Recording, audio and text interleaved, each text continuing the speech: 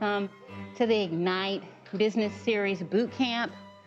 I'm so glad that you came out today on this Saturday morning just to be here to educate yourself on information that's going to be really helpful for you.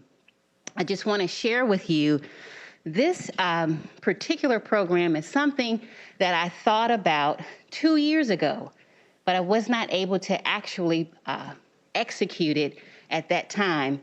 But the goal of this program, which is different from the Ignite Business Series seminar, the goal of the boot camp is to ensure that we're working with business owners, potential business owners, entrepreneurs, to make sure that you have the education and the fundamentals that you need to ensure that your business is going to the next level. Or if you're just starting out, to make sure that you have all the tools, resources that you need to thrive and to be prepared to do business with the city of Virginia Beach and in the city of Virginia Beach. So it's so good to make sure that you're here. We're going to have some really wonderful speakers today. We're going to start off with our speaker from the Economic Development Department, and his name is Taylor Adams. He is the Executive Director of Economic Development. Now, he's here today because it's so important as a business owner, whatever city you live in, that you take advantage of the services from the Economic Development Department. Even if you are not ready to do business, it's always good to introduce yourself to the Economic Development Department, to the staff, and to find out what type of resources are available for you and your business. It's also important to make sure that you connect with people in the purchasing department.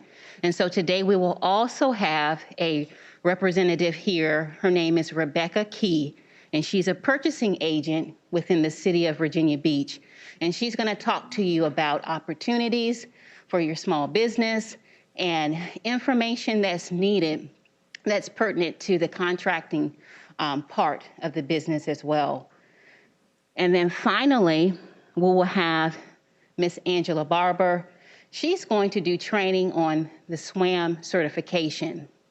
And Swam Certification is simply small women, minority, and service-disabled veteran businesses. And the certification, as she will go into more detail, will help you and help you let the world know, whether it's locally, regionally, that you're available to do business as a small business, as a woman-owned business, as a minority business, or a service-disabled business.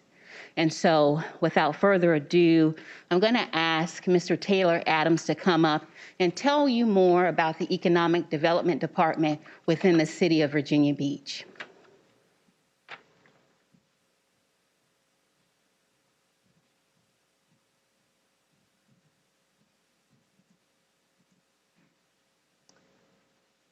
Thank you, Council Member.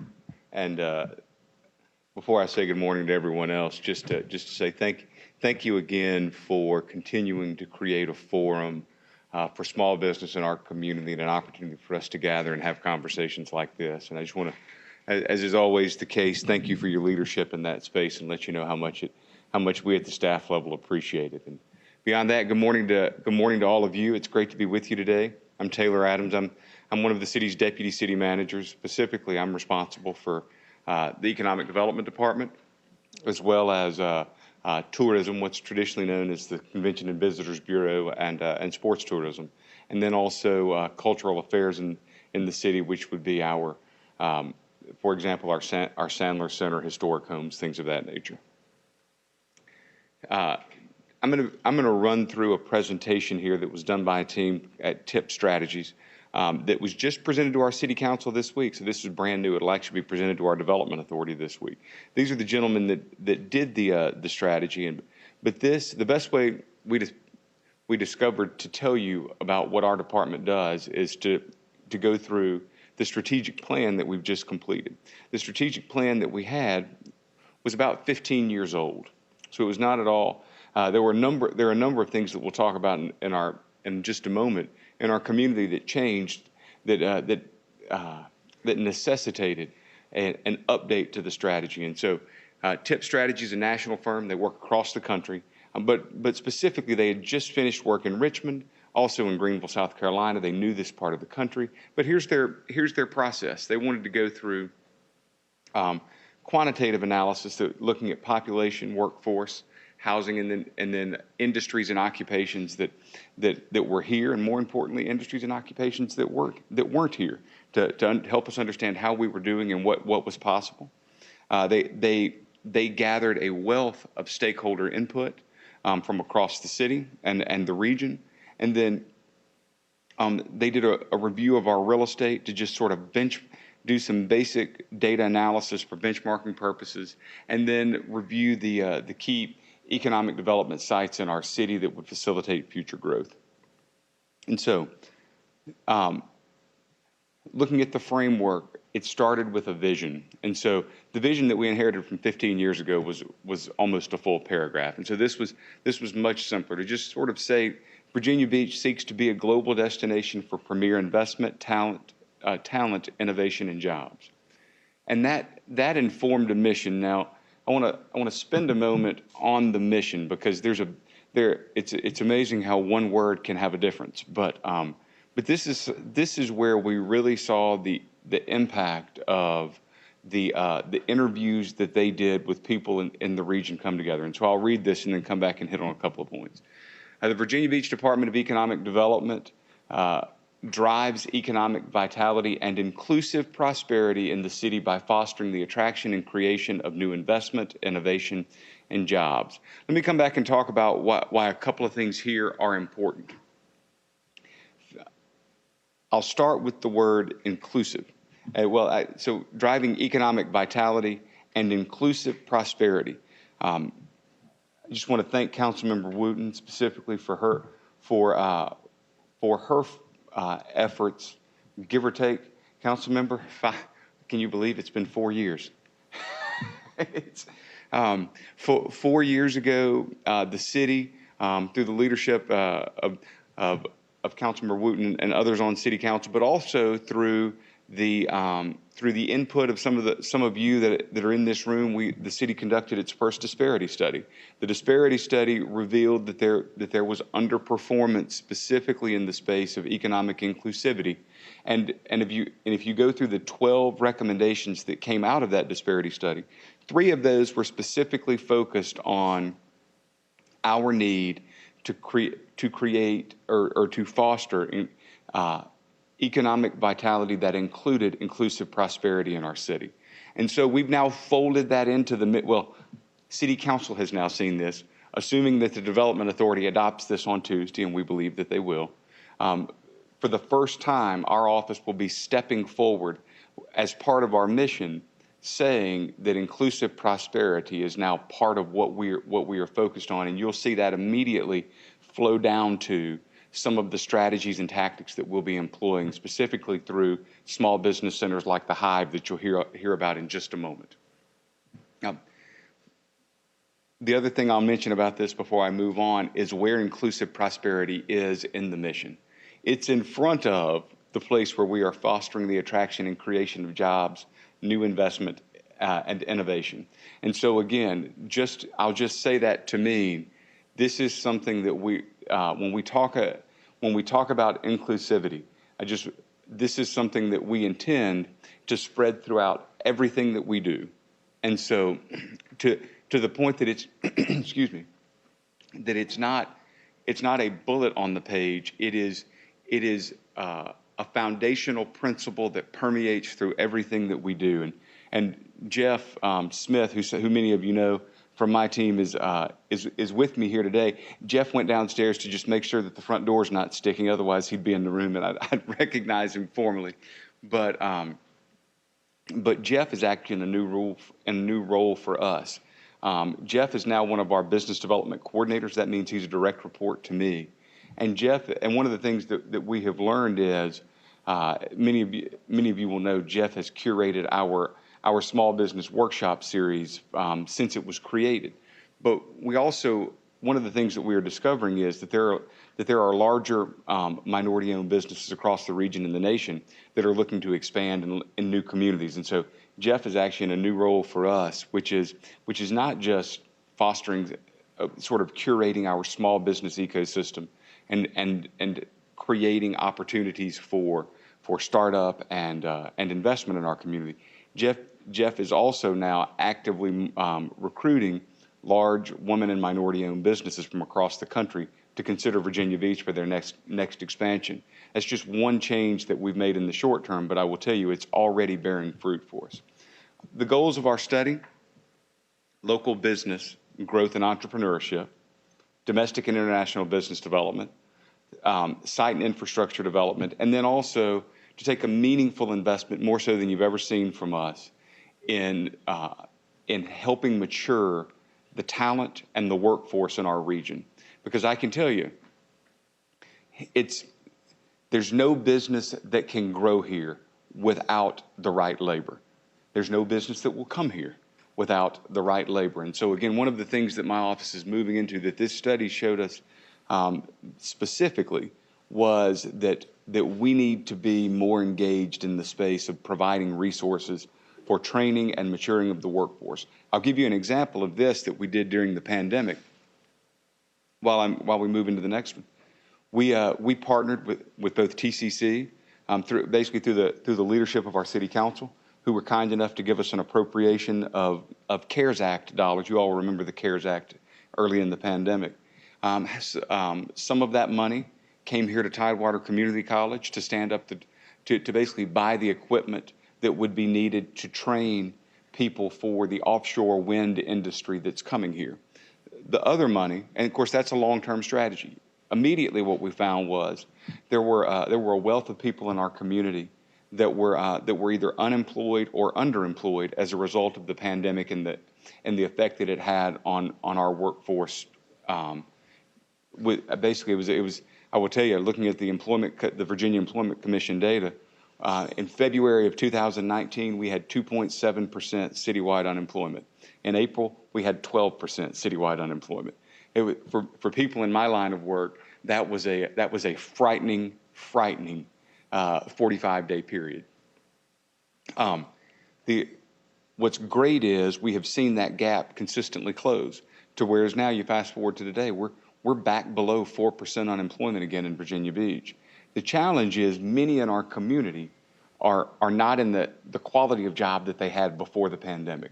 So during the pandemic, again, through the leadership of our city council supporting this with an appropriation, we partnered with Virginia Wesleyan University, and I'm proud to report that to date 1,347 individuals here in Virginia Beach have received training in some sort of office skill or soft skill that helps them be competitive for the job. Maybe not either a job that they don't have and are trying to find, or a better job than they currently have in the present. And so I'm proud of the work that my team has done in partnership with Virginia Wesleyan, and I'm so thankful to our city council for their leadership in this space and for supporting that effort with an appropriation that has helped people in a real and meaningful way in our community. And the great thing about the training is when you're talking about Excel or Microsoft Word, or but also a number of the trainings, we did a soft skills course in there on basic office communication, things of that nature.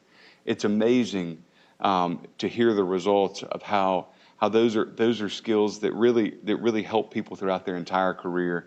They don't just make I was so proud because we didn't just help people become more competitive in the present. We were able to deliver skills that'll help them throughout their entire career. So, talking about local business growth and entrepreneurship, we want to expand so VBDED, that's Virginia Beach Department of Economic Development, our existing business visitation program. What we learned is we don't know enough. And I'll just ask, how many people in here are small business owners here somewhere in Hampton Roads? Yeah, most. And so one of the things that I've learned, I have a staff of 20, and one of the things, and we do a really good job of getting to see the big businesses in our community. because and understanding what's going. So we do a great job of knowing what's going on, for example, at Steel and Centera and Optima and the school system. But we don't have nearly the visibility into the small business community that we need to truly understand what are the challenges that small business owners are facing in Virginia Beach and in Hampton Roads and in the Commonwealth of Virginia and in the Mid-Atlantic region of the United States. And so a big thing that we'll be doing is doing more proactive outreach to have a better sense of what people are dealing with day to day on the street. That was a core finding of this study, and the city's about actually on Monday. The city starts its budget process for our next fiscal year, and this will be one of the things my group is talking about. We want to raise the profile of our retention and expansion program, and specifically the VB Hive within the region's business community. What's the Hive? Well, if you've been driving north on Independence, as you get to Town Center, you've likely seen on the corner of Independence and Columbus, there's now just right there on the corner, there's a sign that just says VB Hive going right up the top of the building. If you haven't, please look for that next time you come through. You drive through there. Here's where the Hive is important. We recognized a couple of years ago that we needed a space for small business. My office is great for industrial business attraction. I mean, if you want to know what historically my office does, we recruit industry to the community. And so if you come to my office, it is exactly what you need for that, but it is not anything close to what you would need for to foster an inclusive and welcoming small business environment. If you come to my office at Town Center right now, you've got to get past the security at the ground floor of the Clark Nexon building.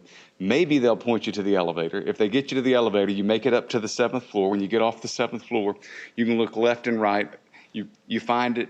You have to you get into the department, and then there is another gatekeeper right there that you have to get through. And I can tell you, Anna Walker, who is the young lady that staffs the front desk, and she is fantastic. But she has been trained to keep people from getting to me unless they have an appointment. In the world of industrial attraction, that works. In the world of small business, it's an utter failure. It's the wrong framework. And in the world of being welcoming and inclusive, it's everything about that experience is wrong. So we started over. We did the research. We looked with input from our city council members. We recognized we needed to be on the street level. When you walk into an open space, a welcoming space. There is a reception area there, but it's staffed by a young man who's actually a paid intern from Virginia Wesleyan, whose only goal is not to stop you, but to facilitate getting you to the resource that you are looking for within the center. In addition, we're running training out of there. It's open to the public. We've powered it with as much Wi-Fi signal as we could get in there. The idea is this is meant to be as much a community center for business as it is a small business startup space.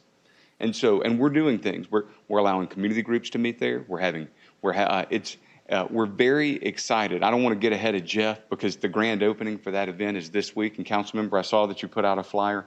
Thank you for that. The grand opening of that center is this week on the 22nd, where we're very excited. And what we learned during the pandemic, where we thought that when we launched this initiative 2.5 years ago, we thought that this center would be something like an incubator. But as we got into the pandemic, we learned what our community needed was so much more. And so Jeff, and I'm so grateful for his leadership, basically has pivoted.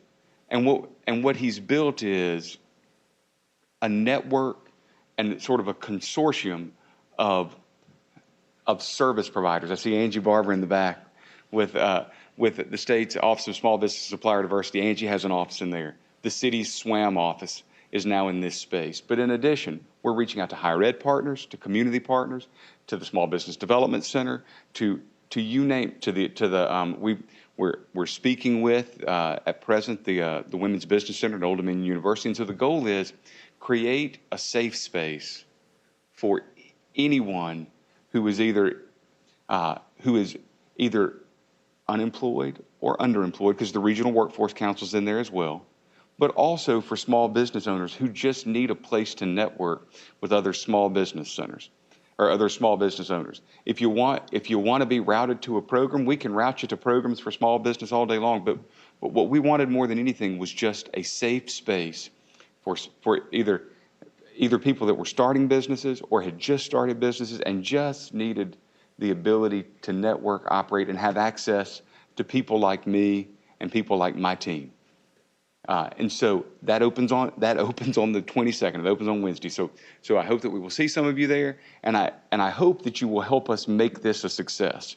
Because one of the things that we've tried to stop short of doing is to over-define the space. What we know is for the community to take ownership of it, the community's got to have a hand in helping us build out the final program that's in there. So we're asking you to please come and interact with us and help us understand how to make this a better space. But I talked about that for a long time. I promised to go faster. But the Hive, and a council member, I think you'll agree, is probably the most important thing that we're going to do in this space during this term, is to get the Hive up and running and established for our community. And I will tell you, rarely a week has gone by in the last 2 years where Council Member Wooten hasn't asked me, how's the Hive coming? So so I'm glad that we're finally here. Going through this, we're going to use this basically to create a soft landing space and support program within the Hive for our young emerging businesses to support youth entrepreneurship. You know, I will tell you, I'm learning every day, particularly in the space of technology. Young people are starting businesses younger and younger and younger, and we just aren't engaged with that community. I think the folks at Kempsville High School and their Entrepreneurial Academy are doing a fantastic job of building a program, but I do think that it's time for my team to be engaged in that conversation as well.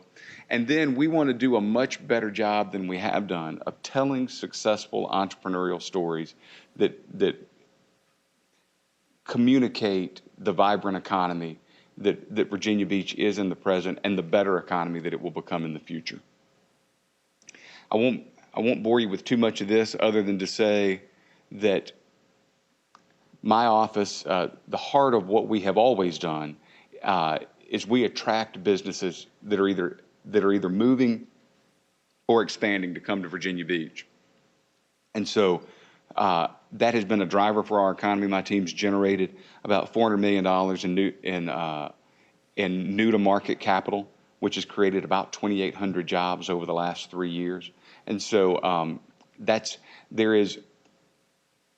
is an important part of what we do, because again, for small businesses to be successful, they've got to have somebody to sell products to and sell services to. And so we need the economy to keep growing. And these are the tactics that we'll use to do that on a macro scale, looking out of market.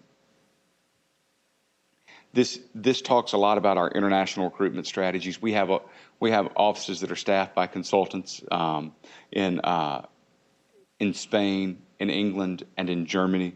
And I will tell you, they are highly active in the sense that they have brought, well, just right now, there are 44 companies that are interested in, that we're defining as interested in Virginia Beach, which means that through our conversation with them, that means there's more than a 30% chance that they will come here. 11 of those are probable, which means more than 60%. And so again, that's just a great way that we are continuing to drive home the vibrancy of this market. One of the things we like about the European companies is generally, if you look at just the social framework in Europe, there is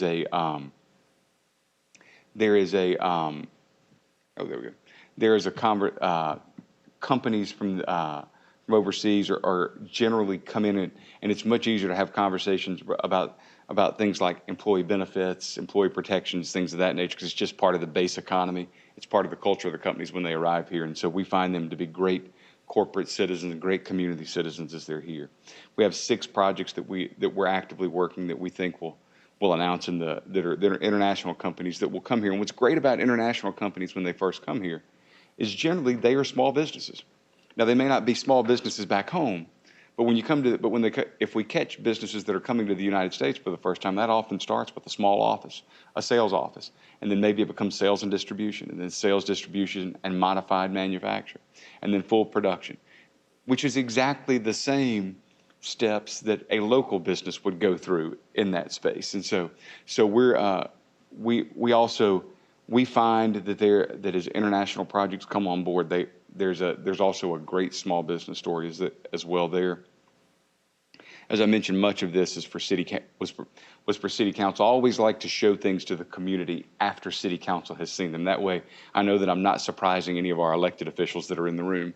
And so this is something that again, was at City Council retreat. This is just talking about real estate inventory in the region. What I'll say about this is, and many of you will know this, for those that live in Virginia Beach, it's hard to find available real estate in Virginia Beach right now. It's full. Their discounted rents were maybe, if you back up to 2008, 2009, that was something we could possibly deliver. But in the present, Virginia Beach, as you can see here, and as it relates to industrial space, there's a 1.7% citywide vacancy. And so this is just talking about the need to create more and better industrial and professional office space in the region, demonstrating that every time it's built, we fill it. This economy is growing, it's vibrant, and we're doing well in that space. So, as it relates, there's also the need to look at older buildings that need renovation and ensure that we're continuing to keep this vibrant. This says continue to be the great partner for the Navy we've always been. And then something that is interesting here, continue the use of financial incentives and other tools to promote growth and development. And so just know that that's a core recommendation here, is that we continue to invest in our business community as we have in the past. I won't bore you with tax increment financing. That was something that a council member specifically asked for. But this is just, that's a public financing tool that elected bodies use from time to time. Talent and workforce. One of the things that we need to do is a better job of connecting military personnel that are separating from service in our region with local employers. And here's the challenge we've got there. The regional data suggests that every year between 12 and 15,000 men and women complete their service here in Hampton Roads, and about somewhere between 8,000 and 10,000 of those want to stay here. Here's the thing: we've not, and our regional workforce council is working on this right now, but we don't have a robust enough crosswalk between the two uses, so between public sector and private sector uses. So the military does a wonderful job of training people for the skills that they do for the military, but the military certifications don't always translate to private sector certifications. And more importantly, what we don't have is a list of, okay, the military trained you to do this. In industry, you can do this if we just fill in this gap here, here, and here. We're working on building that framework now to do a better job of helping people that want to stay here have an opportunity to stay here and compete for the jobs that they need to sort of have to carry on with their careers. We want to directly engage with local employers to identify specific talent and workforce initiatives. And here, this is the thing. This goes back to that earlier slide about the need for us to be out talking to business owners and talking to companies more frequently. The idea is we need to know what talent gaps our employers are finding so that we can feed that back to the Workforce Council and to our higher education partners and to our school system, so that we can help prepare the workforce that our region needs in the future to continue growing. We want to promote the formation and expansion of industrial sectors and industry sector councils to ensure critical workforce and business competitiveness needs of each sector are addressed. That's fairly self-explanatory and just an extension of what I just said. And then we want to support talent recruitment efforts of our major employers. And that's where, again, there are industries in Virginia Beach that are hiring every day right now. My team needs to get into the space of sort of being ambassadors for that. Come work for company ABC. Come work for, and not just within Virginia Beach, out of the region. So I mean, what's interesting is where our citywide unemployment rate is now below 4%. Most of the region is still above 6%. There's a conversation, and that's just this region. If you get out into the rural western part of the state, it's higher still. And so for us, there's a conversation for us to have about come here, live here, work here, and enjoy all of the amenities that this city offers. And so we'll be working in that space as well. And then we want to deepen our ties with our regional educational institutions, because again, the last thing anybody needs is for me to be in front of a group of people trying to teach workforce skills. That would be a failure for everyone, me, most notably me. But what's great is we do have a network of outstanding universities right here in Hampton Roads, and outstanding technical colleges here in Hampton Roads that can deliver this training for us. And so this is my charge, to understand what our industry needs and to get that to our educational institutions so that they can provide that. I'm going to try to jump over quickly to show you all something that we'll be doing. Here we go. So for me, I wanted to show you this. This is something that we had the consultant do, that we're going to be deploying on our website, on the Department of Economic Development website, because we wanted to have a single location where a prospective employer or a community member looking to start a business could go and get all of the information that they needed on all of the economic indicators they needed on the city of Virginia Beach to do one. If you're a business that's looking to locate here, here's everything you need to know about our workforce, population, all of our industrial statistics that are right here. But if you're a potential small business owner and are going to a bank and you're putting together the information you need to go and secure capital, it's the same information. It's right here for you. And so I'll just click on a couple of these. Now let me tell you, these, before I show you any of this, we have the draft of the 2020 census information. That is not in here yet because it hasn't been finalized. This is the most recent update to the 2010 census. So I would just tell you what I'm going to show you here, as if it's census data, will be automatically updated when the 2020 census is published in the very near future. But we needed to build it with the information that we had today, and we didn't want to hold it up. But so I'll start here, for example. Population drivers, we'll just look at age, for example. So here you can see you've got the entire region and the MSA ready, and on most of these, the entire Commonwealth of Virginia. Yeah, here we go. So here is our population as compared to the rest of the region, compared to the United States, and compared to the entire MSA. And if you look over here, you can see senior citizens, the workforce between age 35 and 64, young people, 20 to 34, and then youth between birth and the age of 19.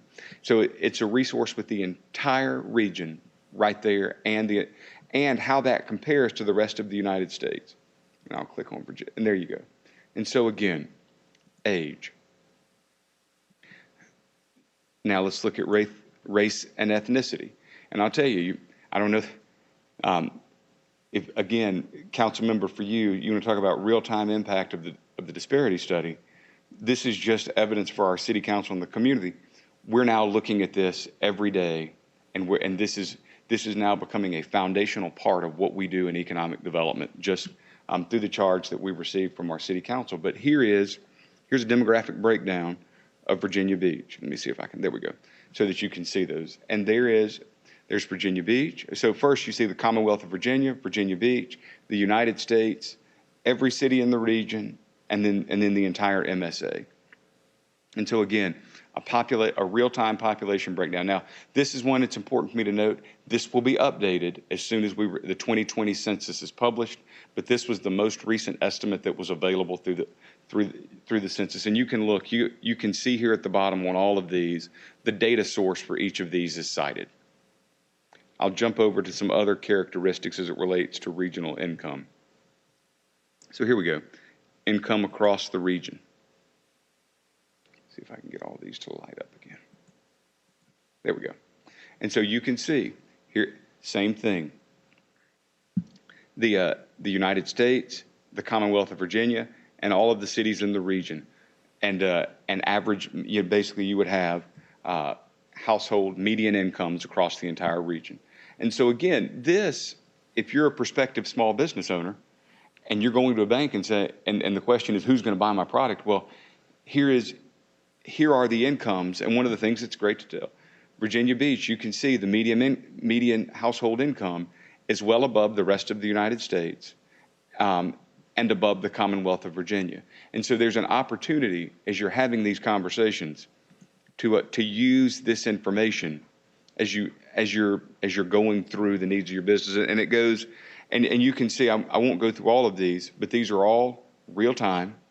This will be free to everyone in the community. It'll be located on my website, and it'll be available there. And you can see renter distribution, housing costs, rental versus home ownership. We've tried to build a comprehensive economic look at the city of Virginia Beach. But one of the things we noticed is that most of our businesses don't just do business in Virginia Beach; they do business across the region.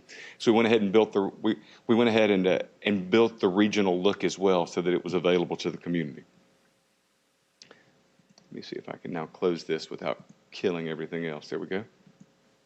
And with that, I'll stop and just take any questions. All right. Oh, yes, ma'am.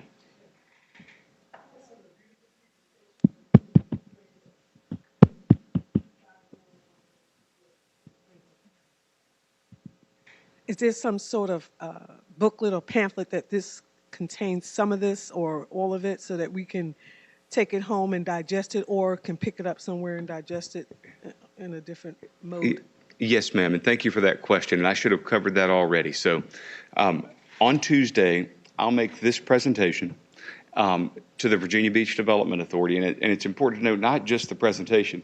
There's a full report. It's about 100 pages long that we'll present to them as well. Once that presentation is complete and that's approved, we'll publish both to the Economic Development website, and it'll be available for the public to review, digest it. And I would encourage everyone, please read the study, have a look at the study, because it's a much more robust document than I've delivered here. And also, one of the things that we've done is to following that right now, one of the things we learned in the study is we need a better understanding of the workforce specifically. And so we've just commissioned an add-on piece of work, which is a deep dive on our workforce, where our future workforce can come from, and what the potential needs we have, what the existing and then future needs that we have there are. And so yes, ma'am, we'll be publishing everything and are doing more work behind this. I have a question here. Councilmember, did you want me to make this announcement? Yeah. Gotcha. So we have a question from online. In attending this event, will I be able to visit the high schools in the area to offer any products as merchandise sold in the schools? So that is, I'm going to open with I don't know, and then I'm going to add some context. And so in the interest of just being truthful, I don't know, and here's why. Schools are a separate legal entity. Now, Rebecca Key, the city's purchasing agent, is here.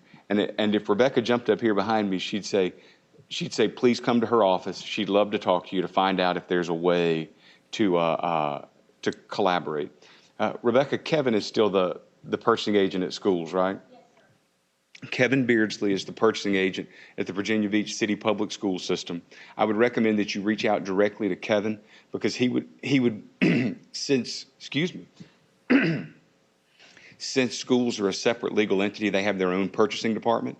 And so I would encourage you to reach out to Kevin and to his team. I know that David Sanloop, that was on Rebecca's team, is at schools now, and so I would tell you, please reach out to that office, and I am certain, just like the city would be, that they would welcome anyone from the community that is selling goods and services to come in for an interview. But I can't speak for them since they're not here, and they're a separate legal entity from the city.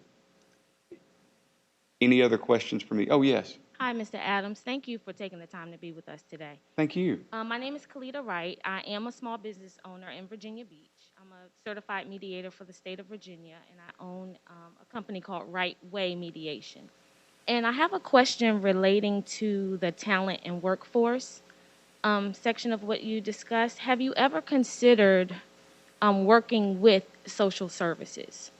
I heard the education portion with Virginia Wesleyan and TCC, as well as the military personnel, but is there a connection with social services, people who are receiving benefits, that could possibly be some sort of collaboration there to help empower them to get into the talent and workforce sector of Virginia Beach? And so thank you for the question. And just to make sure that I heard you correctly, the speakers point at you all. They don't necessarily point at me. So to make sure that I heard you correctly, the question is, have we ever entertained working with social services as part of our workforce initiative? Is that okay? To be honest, I haven't, but I probably should have. And so this is where, to date, we've been focused on higher education providers, the Workforce Council, and the traditional resources. But I'll be the first to raise my hand and admit that I try to learn something new every day, and that's a great idea, and we'll reach out and see if there's an opportunity. Our Housing and Neighborhood Preservation Department, as well as our Human Services Department, works extensively with social services, and so if there is I'll reach out to. I'll make sure that either I or someone on my team reach out first part of the week, and we'll explore that. Thank you. Oh, sorry. I work for the state of Virginia with social services, which is why that question came to Yes, mind. ma'am. Just to see the sort of connection there. So thank you for that. Like I say, that's a great idea. Thank you. Any other questions for me before I get out of the way? Yes, ma'am. Part of the land over there by the outlet mall is at the, I think I speak out of it. I'm sorry. Oh, my but name is Francine. yeah, and can And part of if the I land. can you use the mics of the folks that are Oh, okay, I'm sorry. No, that's okay. Thank you. Okay, part of the land that is over by the outlet mall. Yes, ma'am. That's where the Norfolk Virginia Beach line starts. Yes, ma'am. Okay, and I went to an airport meeting, and I just wanted to know about the developmental part of what you just said, and no space, not much space available to build.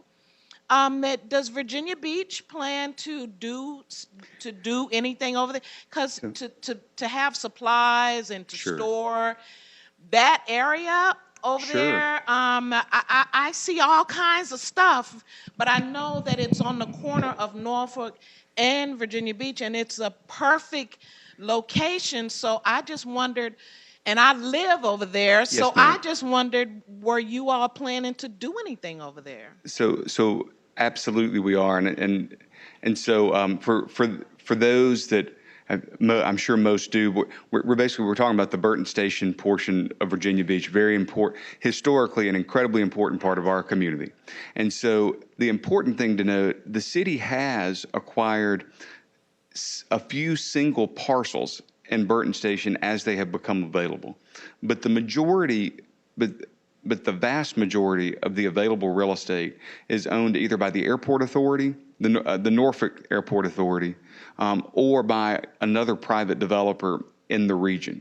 So certainly we are motivated to see responsible development is maybe the best thing I could say there. Again, so this is where I'm going to take off, if you all will allow me, I'll take off my economic developer hat for a minute and put my community developer hat on and say, you're talking about a portion of the city where history matters, and where context is very important. And so what I do think is the conversation in anywhere around Burton Station has got to be as much about community development and being true to the history of the region than and I don't want to speak for our city council in this space. I'm speaking just for myself, just for personal opinion. Yeah, and so where yes, I am absolutely for seeing vibrancy come back to Burton Station, but it's got to be responsible, right? It's got to be the right development that is true and honest to the history of that portion of the city. So that's why nobody's moved on it yet. Well, and Is that because I've been So- living here since the 90s. yes, ma'am. So I've been like kind of looking like, So- okay, what's going to happen? So the big thing on the city side is, I'll tell you, the city doesn't really own enough land to do a development, and also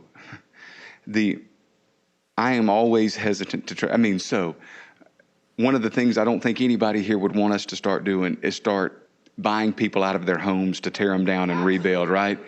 Yes, ma'am. And so, Community or yes, ma'am. development. So this would And be so- you took your hat off. So- talking about community. So yes, ma'am. I think what council and if my boss, our city manager, was here, he would remind me that I'm a public servant first and an economic developer second. And so That is Virginia Beach over there? so when you're talking about, so if you're on Premium Outlet Boulevard, basically everything east of there is Virginia Beach. Everything west of there is Norfolk. Yes, ma'am. And so the thing for us, again,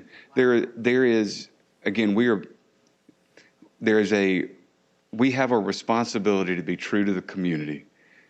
And so what I would tell you is the development that comes there, it needs to bring whatever development comes there, it needs to bring employment opportunity. It needs to bring quality of life. It needs to be a development that is true and honest to the history of Burton Station. Now that said, in the present, the city does not own enough real estate to really facilitate that type of redevelopment. And also, it would be, for us to acquire that real estate would be painful to the historic resident. And so what I would tell you is, and that's not to pun or pass the buck, but that's just what I will say is that there's no place where it's more true that the arc of the universe is long. Yeah. Yes, ma'am. Thank you. I understand what your position is. In the past, that area has been impacted negatively in a lot of ways because of the history and the people that live there. So they have to gently, as he was saying, deal with that, because there's certain things that has occurred in that Burton Station area that they don't want to cause any more disparity in that area. Airport meeting, I heard. Yeah, so I just wanted to clarify. Yeah, thank you. Yeah, thank you. I just wondered, since you were Yes, talking about the historic and then economic development, That's right. and that's right going to the Chesapeake Bay Bridge, and that's Yes, ma'am. an area that. Oh, yes, ma'am. Anyway, thank you. Thank you. Any other questions for me? Thank you all very much. Oh, one more? No. Okay. Thank you all very much. It's been great to be with you this morning.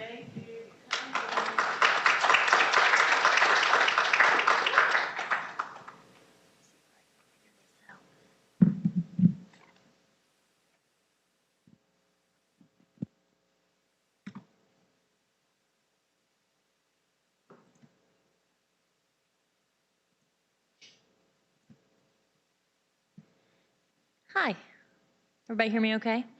So I'm Rebecca Key, and I am the purchasing agent for the city of Virginia Beach. So we're going to take a switch from talking about economic development and all of the city and all of that, and switch to business opportunities with the city.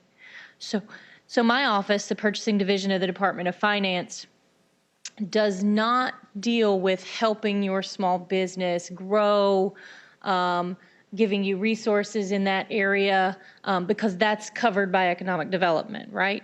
What we do, though, is we handle the vast majority of purchases that the city makes.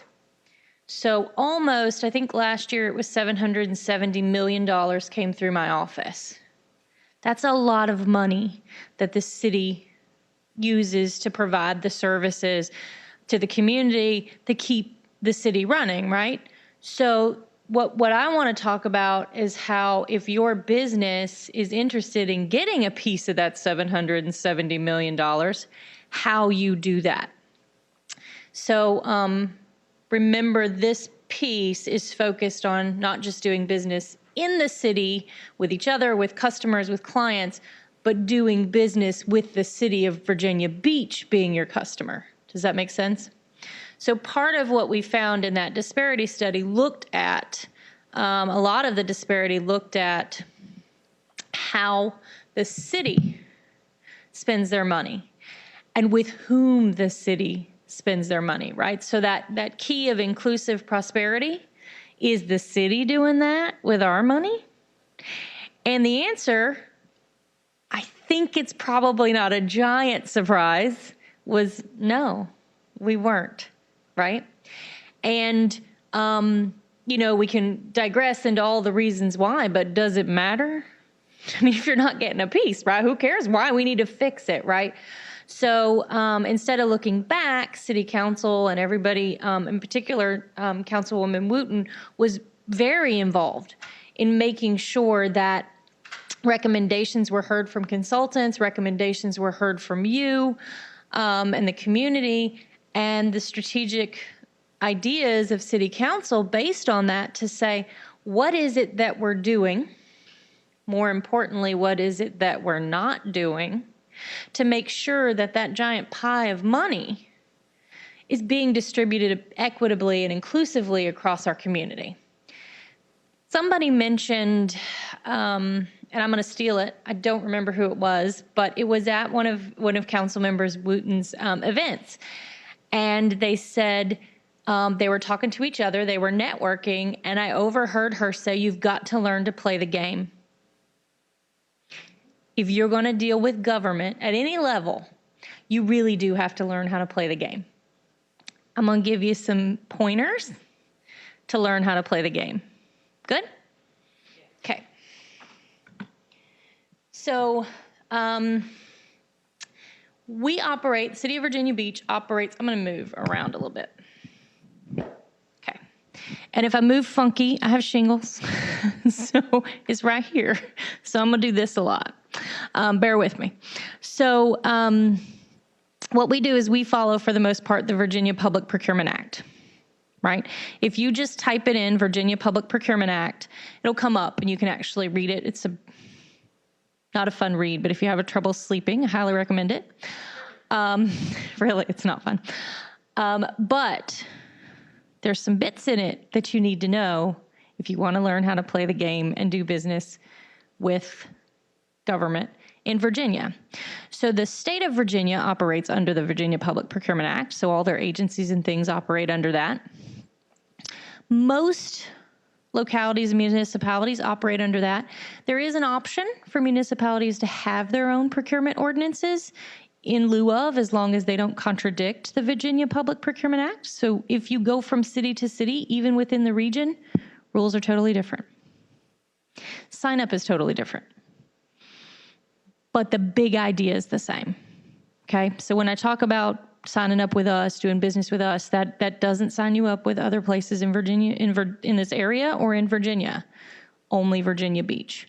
But the general process, you're gonna see that across the board in Virginia, okay? So generally, what we do is we post things. So we say, look, if we wanna spend money, and our general rule, if it's over $5,000, which a lot of what we buy is over $5,000, we are going to solicit that. We're going to put it out on the street. So we'll post it. We call it putting it on the street. We post it. Everybody know where to look to find those postings? Yeah, because we don't tell you that, do we? step one of the game. Okay, I'm going to show you where those are. If you go to vbgov.com, and we can make these slides available to you as well. I put my cards on the table where you came in. So my name's on there, but the information and my email's on there. That phone number that's on there is the phone number to the front desk, and they can help you get to any of this stuff that you need. Okay, so I'll brief them on Monday that you guys might be calling. We can send this to you. Okay, so you can have all this, not secret at all. But if you go to vbgov.com and you just type on the search bar supplier portal, you'll find it. But if you go to business, there's a tab that says business. Click on that or hover over it. There's an option that says doing business with the city. Takes you right to all the stuff you need. Okay. I'll show you some screenshots so you'll know you're in the same place. There is a couple of things that I'm going to talk about as your rights as a supplier, because part of knowing the game is knowing what rights you have.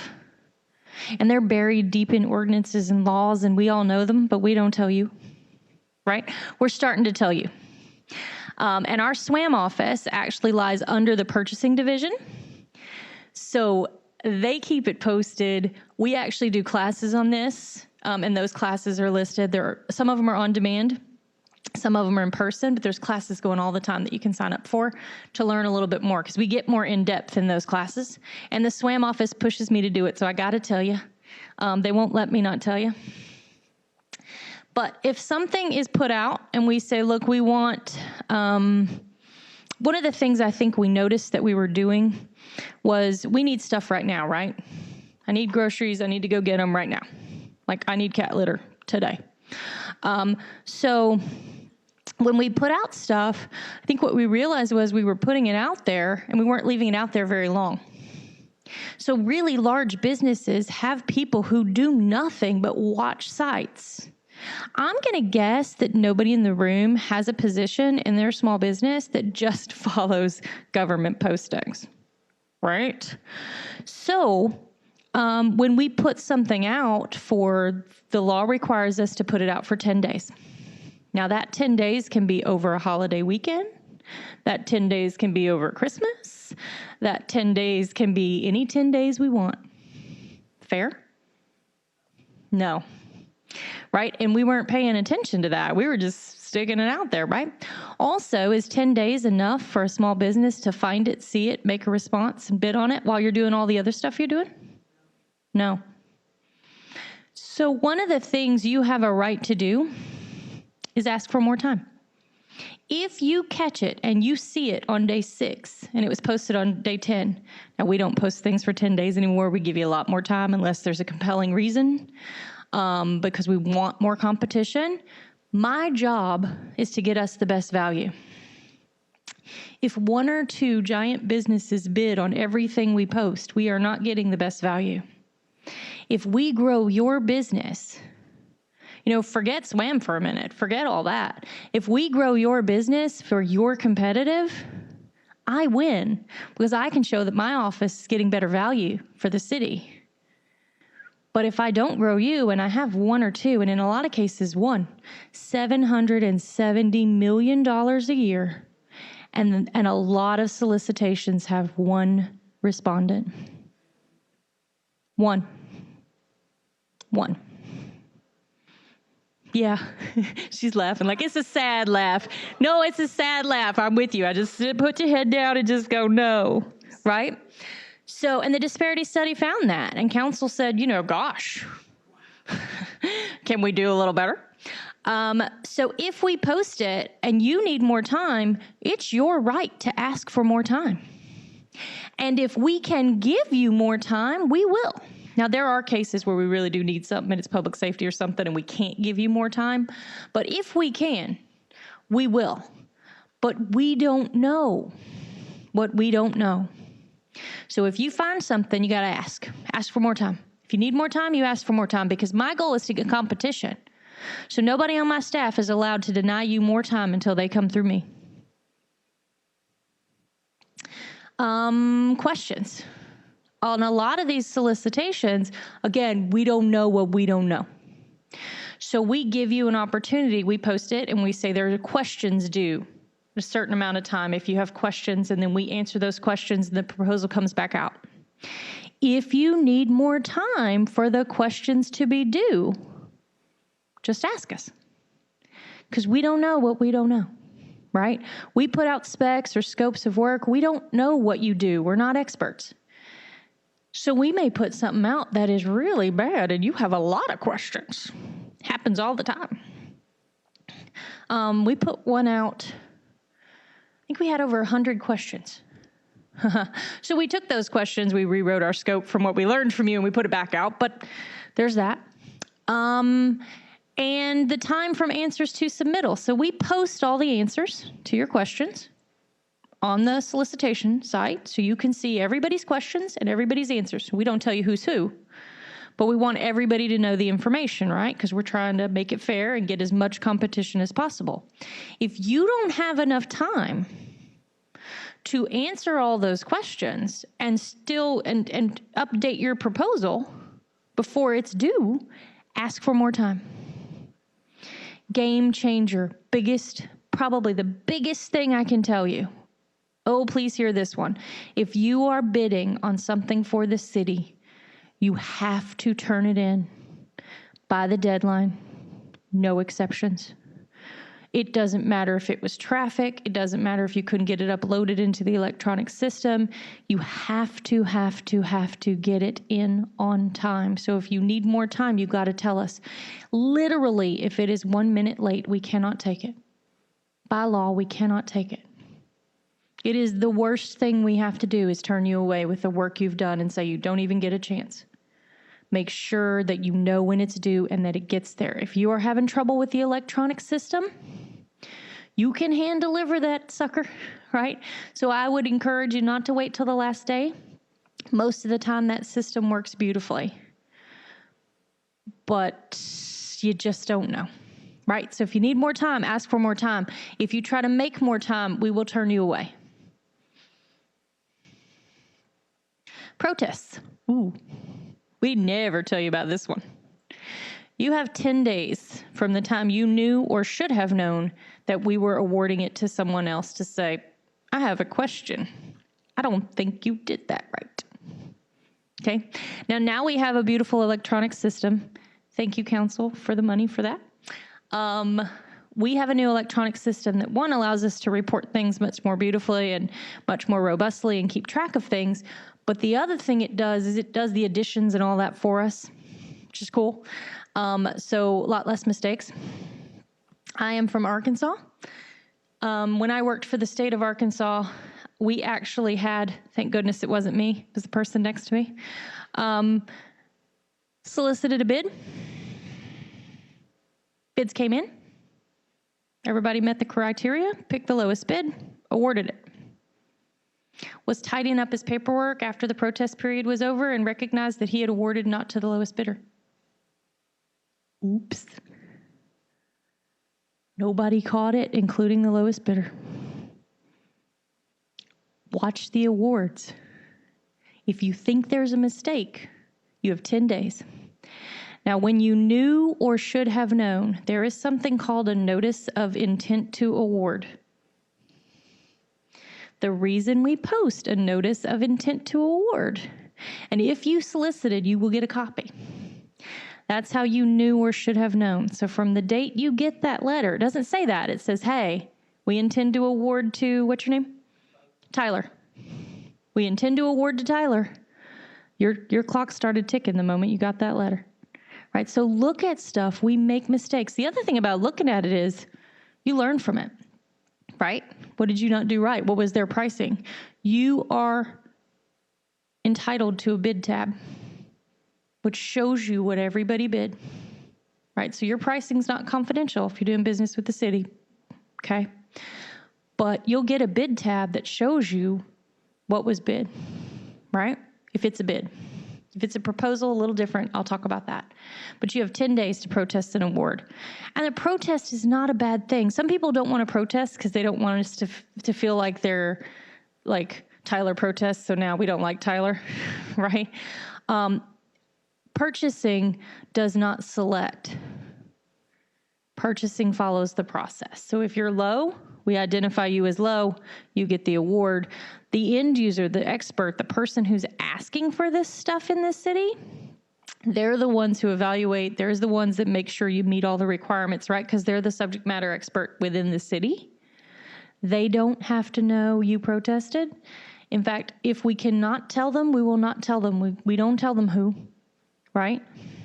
We would hope that nobody would hold a grudge. Like if we messed up, we messed up, right? But there's no reason to advertise that. So there is no harm in protesting. It is your right to protest. And if you just have a question, you're like, look, I don't like how this looks. I think that's wrong.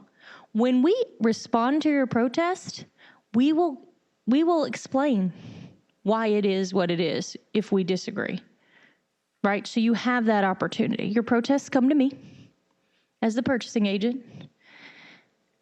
And then I double check with our city attorney's office to make sure that I'm thinking right? Because I don't want to make a mistake there. And then we respond with an explanation. Either you're right and we alter some stuff, or we disagree and we let you know. There is no harm in protesting an award, right? You know how many protests we get a year? Less than 10. Now, maybe we're doing a great job, or maybe you're just scared of us, or maybe you don't know. I hope we're just doing that good a job. This, I'm going to have to hurry up because I talk forever. This is that site that you're going to go to. This is the site that makes you happy. So, phoebegov.com, business, doing business with the city, bam. Or you can type in the search bar, supplier services, and this will come up. Where are the solicitations? Right here. Right there. Now, one of the things with the new system, and these are posted the moment one of the staff, my staff, posts a solicitation and puts it in the system, it automatically shows up here. Right? In the old system, one of the things that we were doing was we didn't have the ability to post it automatically. If something's over $100,000, it's considered a formal solicitation by the city of Virginia Beach. So those are posted on something called Demand Star. You should look at Demand Star if you want to do business with the city. The other thing is a lot of other cities and states post things on Demand Star. So you can see a lot of stuff on Demand Star. On our site, you're only going to see our stuff. But that's for things that are over $100,000. If it's under $100,000, it's not on Demand Star. It's here, right? A lot of business is done with the city for things that are under $100,000, right? And that's probably for most businesses, small businesses, especially those really just getting started, it's probably the sweet spot. Before this system, before July of last year, we didn't post them anywhere. What? If you were in our system, you were randomly selected. They just picked 5 or 6 folks, sent those folks the solicitation, said, do you want to bid or not? And then those 5 or 6 folks, if we didn't know about you, you didn't get it. You didn't get a posting. Seems wrong. So they're out there now. They're out there now. I think we're getting a few more, right? Like we used to call up 5 or 6 and 3 or 4 would send back a response. I think we get 5 or 6 now, but a lot of them we get 1. A lot of them we get none. None. 0. So there's a lot of business being done out there. Mediator in the back. There's a lot of business being done out there for which we don't get proposals.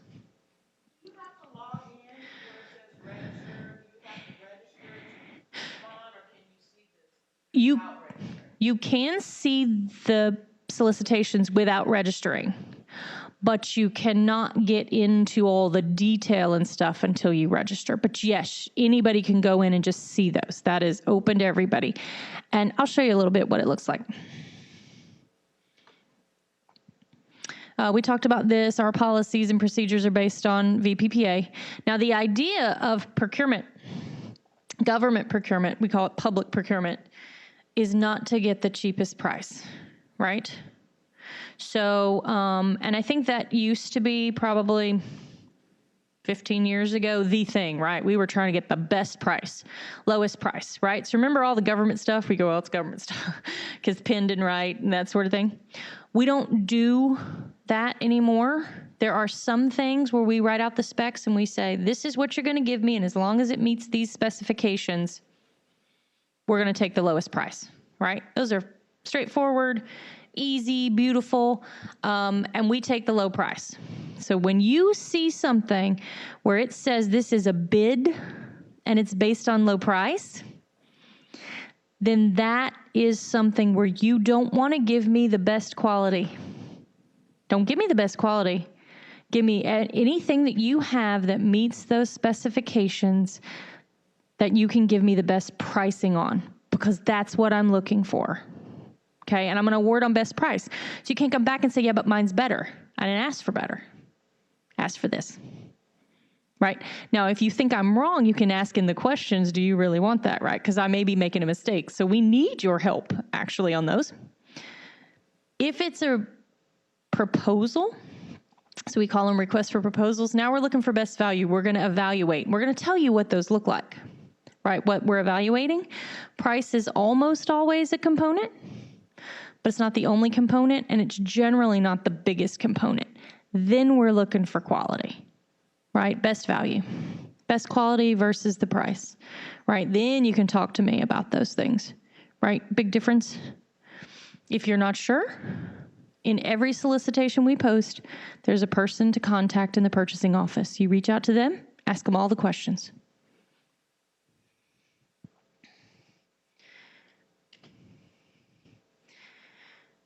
We have more ordinances that are citywide that speak to procurement outside of the VPPA. So remember I said localities can do their own procurement roles as long as they're not in conflict. The vast majority of our procurement roles here in the city have to do with SWAM business, right? Because the VPPA really doesn't talk much to SWAM businesses. It says this is what we're going to do. And based on the disparity, our leadership in the city said, you know what? Let's empower purchasing, because I can only do what I can do, right, by the law.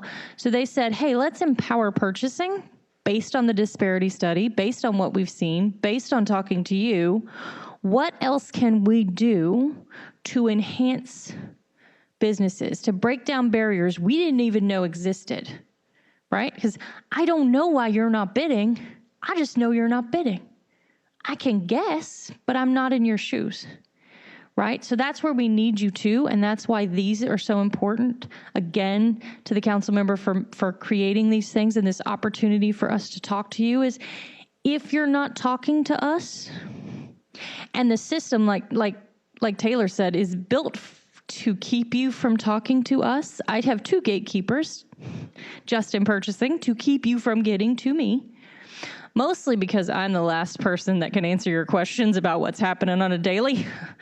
But it's hard, right? If you come in, there's someone, and now with COVID, they're behind glass, and they just stand there and stare at you, and yikes. And that's where our SWAM office comes in. So the SWAM office is sometimes in my office, but we've moved their main office to the Hive where you can get to them. They are an arm of purchasing, but they are not purchasing. And their job is to help you through this. Their job is to help you through this. So if you go to the Hive or you call them or you email them, they will help you through this. And I also get calls from them going, I had a question about a solicitation your people did, and it does not look good. And sometimes we change things based on that. So if you're not comfortable talking to us or you're not getting the answer you need, you've got an advocate in that SWAM office. Actually, we've got 4. Register as a supplier. That was a question. We really highly, highly, highly encourage you to register as a supplier. If you register as a supplier, you get an account in that portal. When you register, you're going to enter in your SWAM information, Angie's going to talk about that later. She's going to talk about how to get you registered, get a number so that we identify truly that you are a SWAM vendor, right? You're going to fill out information about that. You only have to register once, right? Because it's going to create an account. If there are more of you or somebody, you do get to hire somebody to kind of look at this stuff, that's part of their job, or you need a backup, you can put more than one contact in your account. And you can update your own account to make sure everything's good. When you're setting this up, you're going to pick commodity codes that are in the field of what you do, right? And that's going to tell us who we need to send things to. It is your responsibility to find those solicitations, but the system will actually send you a notification in your account if we post something.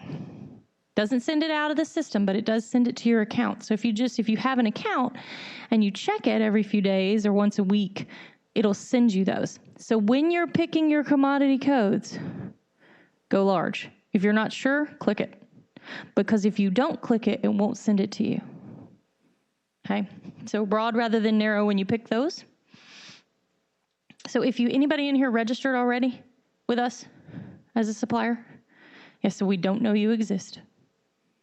It doesn't hurt to register. It's free. We're not going to bombard you with a bunch of stuff. But if you're not in there, we don't know you exist. Sometimes we have emergency needs. Somebody says, we've got to have this. It's a public safety concern. Something happened. We don't have this in place. Guess what we do? We go there. If you're not there, I can't choose you because I don't know you exist. This is how you tell me what you can do for the city. And we have to report our numbers to council. So if you would register and then bid on some stuff and I can give it to you, that would help me a lot. So thank you in advance. Okay, I'm going to go over this one a little bit quickly. If I'm going too fast, slow me down. But there's only 4 steps to register. But I want you to know what you need. Because I know for me, when I go to something and it says you have to register, I'm like, oh. And then I register and I start getting in there and they go, you need this. And I go, oh. So I close it out and I never come back because it was too hard, right? That's probably why I don't own a small business. I kind of give up on stuff like that. You're going to need, this is an important slide. Again, we can send you this. Just let us know. We'll send you this. Company name and your federal employer ID number, if you have one, if it's a sole proprietorship, your social. We do need that. So make sure you have that handy because that's where I would stop and go, oh, I don't know it. So you're going to need that first off. Then contact information, because again, we're going to be reaching out to you. If you put something in there and then it changes, you have the ability to go change it. But if you don't update it, we won't know that it changed. Once you do that information, somebody will actually reach out to you. They may email you, but most of the time they actually call and walk you through the rest of it. Right? We got a great team, and it's going to be somebody in the SWAM office who actually calls right now to help you through it. So they'll call you and send you the username and password, and then you're going to confirm your account, right? Like anything else, there's a password and all that kind of stuff to make sure it's secure. Again, you can add all kinds of people. You can add people in different roles so that you're telling us if it's an AP issue, if it's a payment issue, then this is the person we need to contact. If it's a solicitation and we have a question, this is the person we contact, right? You can do that, but you don't have to.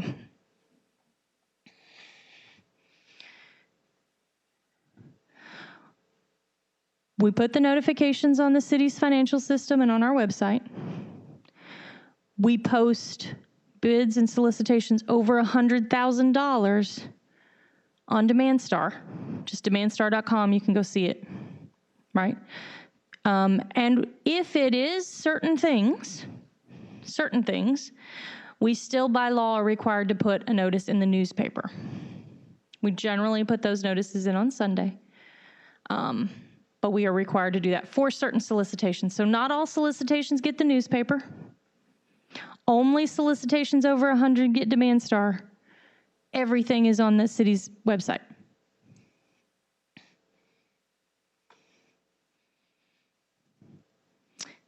So this is just that screen again. Once you've registered, now you just log in.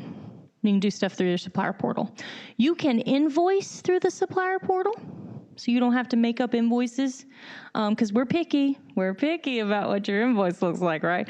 So you can actually make it through the portal, and it'll have everything you need, so you can use that tool. When you're engaged by the city, when we're doing business with you, you get something called a purchase order, right? You want to hang on to that purchase order, because a purchase order says, we're ordering this from you.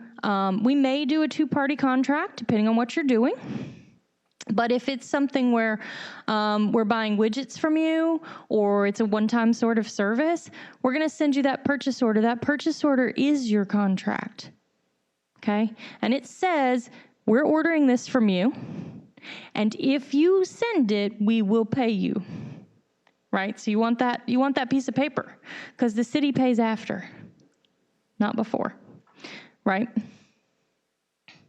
So when you get that purchase order and you act on that purchase order, and then you're not sure when you were supposed to get paid or how that worked, or you have a question, your purchase orders, you can see them in your account. You can get to those. So if something got misplaced, or you didn't get it, or you didn't see it, or it never came, and you're wondering, you can go in there and see them, find them, look at them all. If you need paperwork from the past and you can't lay your hands on it, it's in that portal. So there's some handy tools in there for you, actually, to help with the engagement with the city. Quick rundown. This is more about playing the game, right? Generally, and there are more ways that we buy things, but in general, this is how we buy stuff. Request for information. Anybody ever seen or heard of a request for information? It is excellent.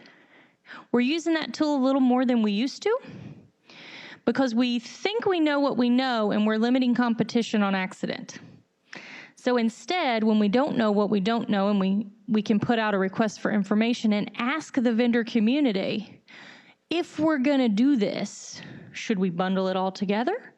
Is there a market for this? What do you think? How should we do it? What's the best plan? So we actually put out a solicitation, a notice, right? But no, when you turn in a request for information, we're not going to award anybody anything. No one's getting a contract. It is just that. We are asking for information. Based on that information, we will choose whether or not the city's going to engage in that way, whether or not it makes sense to do a solicitation, how we're going to do that solicitation. So when you do a request for information, we really, really appreciate you, but you're not going to get an award. So know that up front, right? Generally, we're not going to go through that work. Our full intention is to buy something, and generally those do result in a subsequent solicitation. And if you weigh in on the RFI, we make sure that you get a copy of the solicitation, because we want you to compete for that. But if you see something called an RFI, you're not going to get a contract from that. Nobody is. Does that make sense? Requests for quote. These are our under $100,000. So it's basically a bid. It's going to be low price. So there's going to be specs you have to meet. You have to meet every spec. So if we tell you it has to be purple, but you have a cheaper blue one, don't give me the blue one. Give me the purple one. You have to meet the specs. But remember, you can question those specs, right? Why do you have to have purple? You know blue's cheaper. Maybe we don't know. Maybe we didn't realize. Sometimes we put in restrictive specs we don't recognize are restrictive. Example, okay? If you know anything about engines or cars or anything, forgive me, I don't. So this is why this is my example. So I tell you it has to be, engine sizes come in liters, right? So like a 5.2 liter minimum. But the standard is 5.0. There's only one brand that has 5.2. I just limited competition and I didn't know it. That's where you have to call me in and tell me and go, I know these, and is there a reason why you have to have 5.2? Because every brand out there has 5.0 except that one. Because we made a mistake.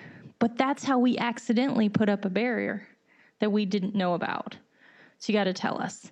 But on those quotes, those are your under 100,000. Those are on the vbgov.com website. They're usually pretty quick.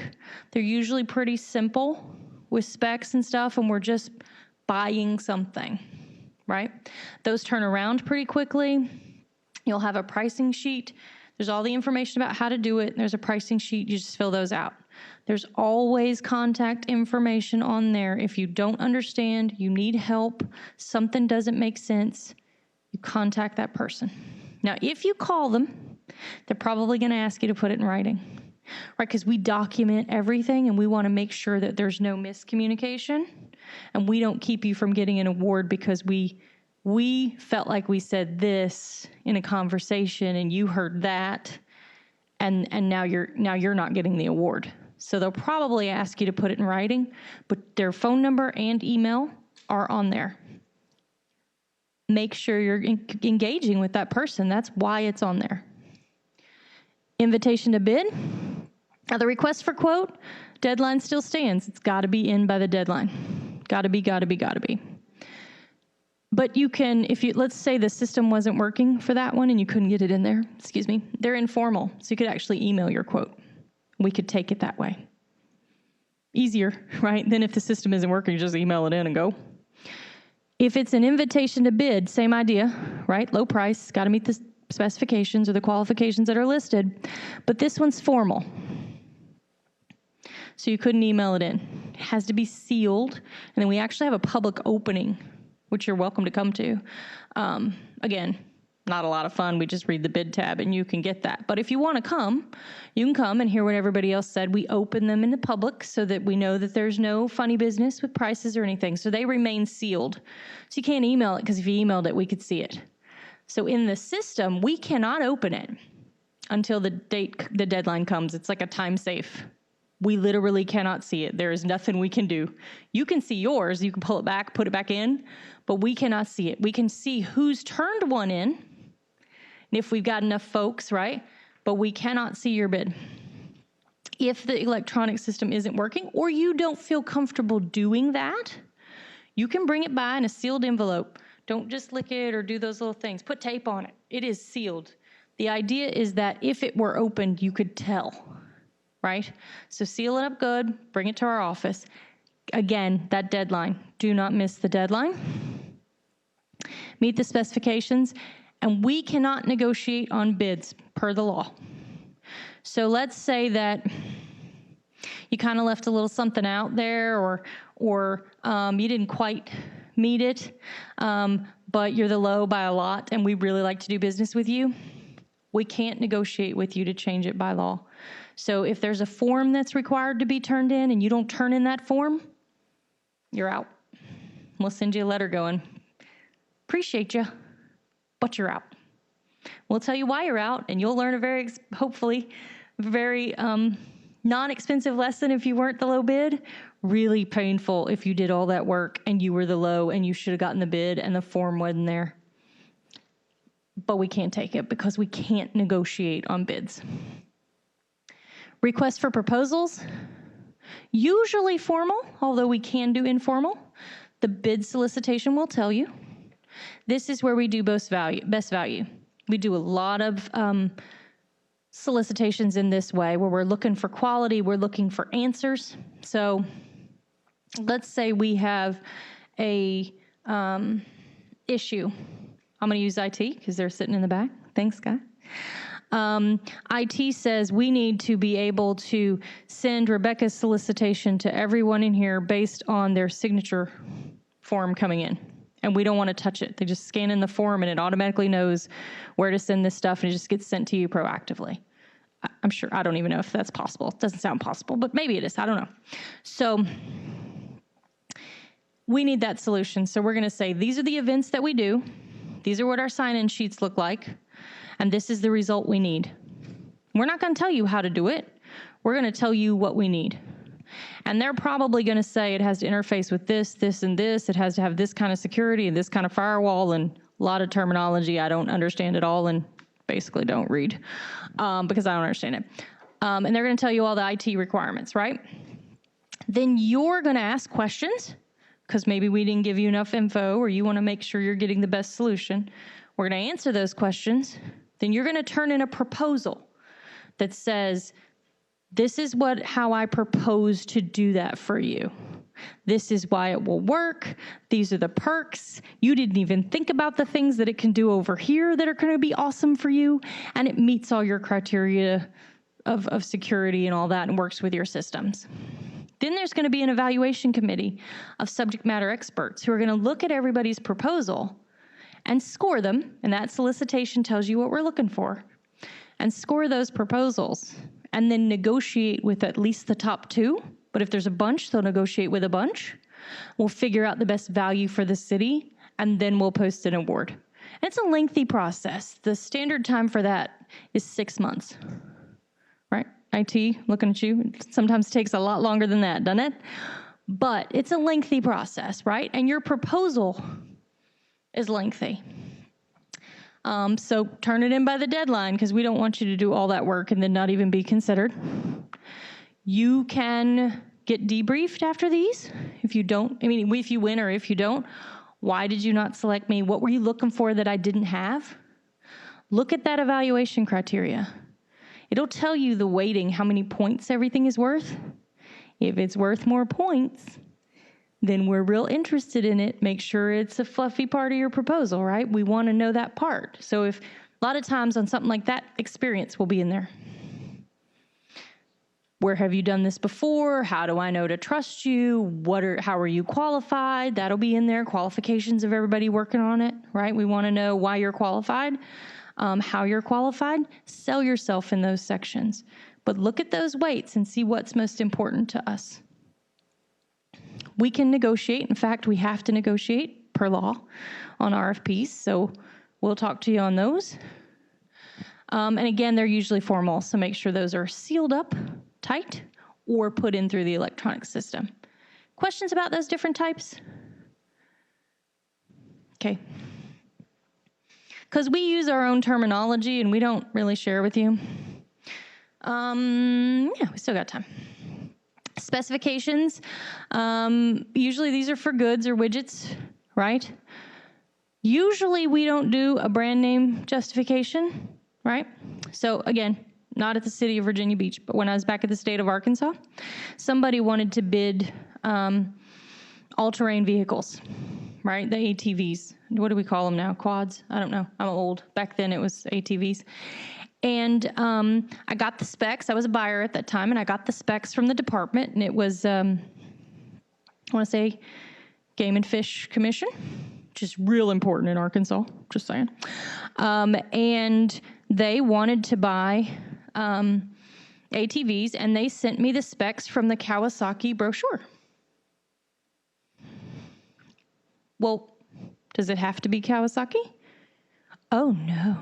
No, not at all. So, okay, you got to rewrite your specs. So they wrote all the specs and they sent them back. Basically, they took them off the brochure. So I'm reading through the specs and it says, you know, it has to have all these things, which are pretty standard, right? And then it said it had to be Kawasaki green. I'm sorry, what? I said, does it have to be Kawasaki? No. Well, I don't think Honda makes the Kawasaki green ATV, right? So most of the time we catch those. Sometimes we don't, though. So again, if you see that kind of a spec and we're preventing you from doing business, you have to tell us because we do not know. So sometimes when we don't get a lot of competition, what we do now is we call you. We say, why didn't you bid? You go, well, your specs were bad. Oh, dang it. Because we can change them. What we want you to do, if you can, if you see it, let us know at least 72 hours before the bid. We could do an amendment. We can change those specs. We can keep the bid going. If you don't see it until an hour or two before the bid, we hate that because a lot of people probably have already turned in their bid. But if it's material and substantial like that and it's really limiting competition, we'll actually cancel the solicitation, redo our specs, and send it back out. But that's frustrating if you've already bid. right? So we try not to do that. Does that make sense, though, on where your rights are and sort of why we need you to engage us in that stuff? And those are simple examples, but as you know, like the stuff that you guys provide us, particularly services or some goods and things, can be quite complex. I mean, there's a lot of different angles that somebody could take to get to the best thing. And we don't know what we don't know. And particularly on RFPs and stuff, we don't know what's out there. We don't know what the best solution is. That's why we're asking you, right? I think the simpler ITB, it's a simpler process, but I think those bids are actually harder because it has to be in the specs. So we do classes all the time where we take young procurement professionals and we tell them to write us specs for something. And we have this giant box of stuff. And we start pulling out everything that meets their criteria, right? Spinal Tap, did you guys ever see that movie? The Spinal Tap? Remember where he orders the you know the one, what was he? He ordered something, a stage set piece.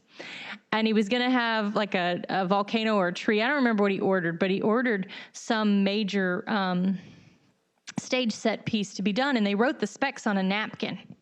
And it was like 12 by 7 by 8. And instead of putting feet, he put inches on the napkin. So they built it and they come and they present it. And he's like, this is great. When can the real one be done? This is And they were like, well, this is the one. And he was like, no, it's supposed to be huge. Like it's supposed to be 12 foot tall. And she's like, no, I have your specs right here on the napkin. It says 12 inches. And that was their whole budget. So now they can't get another one. So they're on stage dancing around this little like castle. If you haven't seen it, YouTube it. It's good. Although YouTube, the edited version, because there's some really bad language in the real one.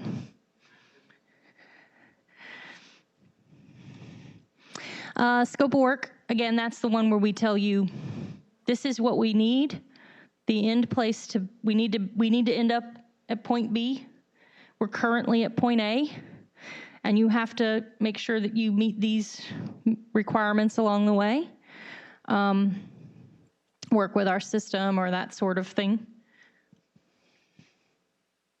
Also, by the way, the SWAM office puts out a list of forecast opportunities. So bids that haven't been come up yet actually are posted of things we're going to need in the future. So since you have to be watching this, it's kind of nice to get that forecast opportunities list. It changes weekly. It's updated every week now. So if you go to that forecast opportunities list on the SWAM office page, it's from that supplier portal. There's a forecast opportunity link. You can actually see things that haven't come out yet as a bid, but that we're anticipating bidding. So that's kind of helpful. And it's a pretty big list. What that also does is, one of the things I think that we don't share, and it's actually not in my slide, and it should be, a lot of times we have pre-proposal meetings. Sometimes they're mandatory. Most of the time they're not. But they're for people to come in, ask questions, right, and just get a gist of how things are going to work. And then we take those questions and write them up and send them out to everybody. One of the nice things about coming to these proposals is that if you are a small business, a lot of times the primes are looking for subs, or there may be a proposal where you want to be the prime, but there's a little piece that you need, or if you're working independently, maybe you need a team for this project. That doesn't mean you have to have it in-house. You can do subs or you can do partners. Pre-proposals are a nice place to see partners, to see primes if you want to be a sub and get your foot in the door, to see, honestly, what your competition might be, right? Do what? Oh, okay, you good. You good. I don't want to miss it. So pre-proposals are nice if there's a pre-proposal. If you see something and you think, I can't do that whole thing, think about a partner. Think about folks you're meeting at the Hive and saying, you know, if you two got together, you may have the techie end and she's got the training end, and you guys could do that together, right? So think about partnering. And when you look at those forecast opportunities, that can give you time to get your wheels turning on what you could potentially bid on. You don't have to do the whole thing. you got to tell us how you're going to do it, right? So we could look at that and feel comfortable with it and what your team looks like. But that happens all the time. Even with the big giant businesses, they're subbing and doing all the time. The question deadline, again, you want to question that. If you don't have enough time to turn in your questions and you haven't gotten through it yet, just ask us for an extension. Most of the time, we will give you that extension.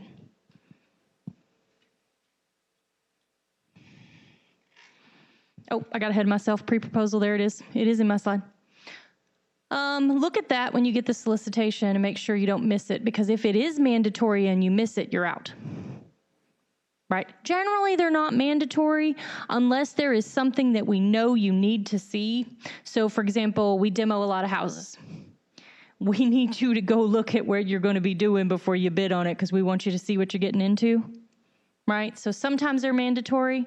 Most of the time they're not, but you need to look at that when you first see the solicitation, because that happens early on. And if you miss it, we can't let you back in. Again, when the questions are posted and then you have the answers and you need to then submit your proposal, if we did not give you enough time in that window, let us know. Ask us. Most of the time we can give you an extension because we want the most competition. And if you're saying, look, I need 4 more days and I can get another opportunity to look at, of course I'm going to look at those, right? Notice of intent, we talked about that. 10 days. You have 10 days. When you get the notice of intent, you look at everything. You ask questions if you don't understand. And let us know. Let us know if you think something's wrong. You are not going to be penalized for protesting something. We are human beings. We make mistakes. We try really hard not to. But if we made a mistake, we need to know. Don't lose out on something because we made a mistake. The data available to you during that time, and then also after, bid tab. If it is a bid where we're deciding low price, you can get the bid tab the moment after opening, right? And the way we do it at Virginia Beach is we don't do 2 different times. So the deadline for you to turn it in, right after we get it, we just go ahead and open it. So in some municipalities, you'll see that there's a time for you to get it in, and then there's a day or 2 later they open it. We've got them. We're just going to open them. So it's the same thing. So anytime after that, you can get a bid tab. If you do it online, if you turn it in online, you can actually see the bid tab through your account. So if somebody, you can see right away if you're way out of line from everybody else's pricing, high or low, you can see that and go, what did I not see, right? If it's an RFP, it's not based on price. In fact, we generally don't look at price. We look at value, and then we factor in price because there's a formula, and it'll be in the solicitation.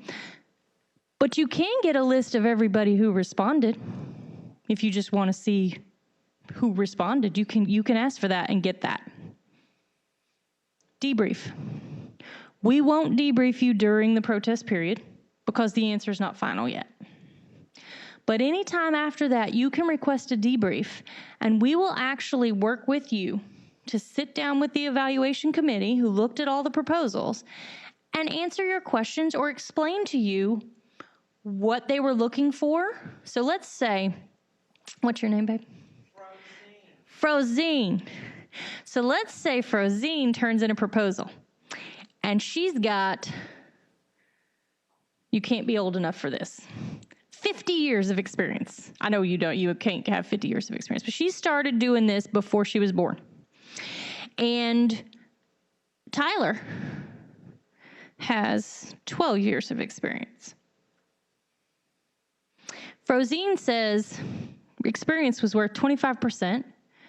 It was worth 25 points, 25% of the score, and you gave me a 12. Frozine has a hard time believing that other proposals had more than 50 years of experience. You might ask that question. What were you looking for? Because it seems to me that I have a lot of experience in this area and you didn't give me a very good score. So I'd like to understand, honest, right? Because it's already been awarded, so now we can be honest, right? Well, it wasn't the years of experience, it was the experience in this area. And you go, well, I have that. And they go, well, it wasn't in here though.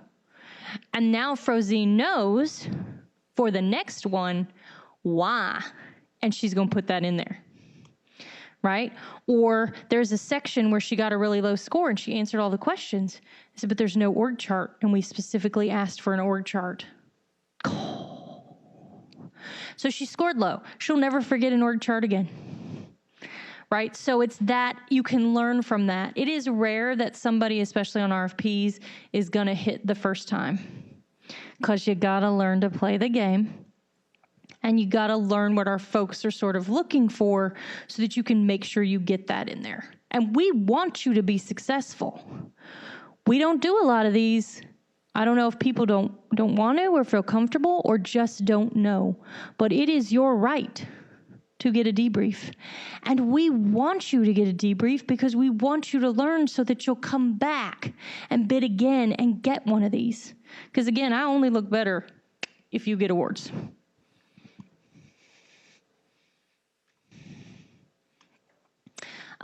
Supplier services, again, see all this related information?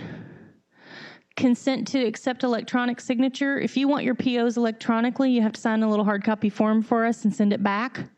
There's that form. You can manage your supplier profile, so that's where you go in and add or change or update information. Frequently asked questions. Good stuff in there. They put the good stuff in there. A W-9. If we need one of those from you, so there's a copy of a blank one for you to fill out. If you want to respond to a request for information, tells you how to do that. View your purchase orders. View your agreements. Those are your contracts. View your invoices. Create an invoice. And view your payments. So if you have a payment coming, it's been a couple weeks, and it hasn't come, and you're like, what's going on? You can look there. So having an account and having those things, there's a lot of stuff there. We put the most common things that people ask for on this slide. Additional link, Virginia Department of Small Business and Supplier Diversity. Angie, I'm looking at you. It's right there on our page. So if you have questions about your SWAM certification, how to get certified, etc., it's right there. You can get to Angie's group real quick. Questions for me? I think we have 10 or 12 minutes left about this. Yes, ma'am.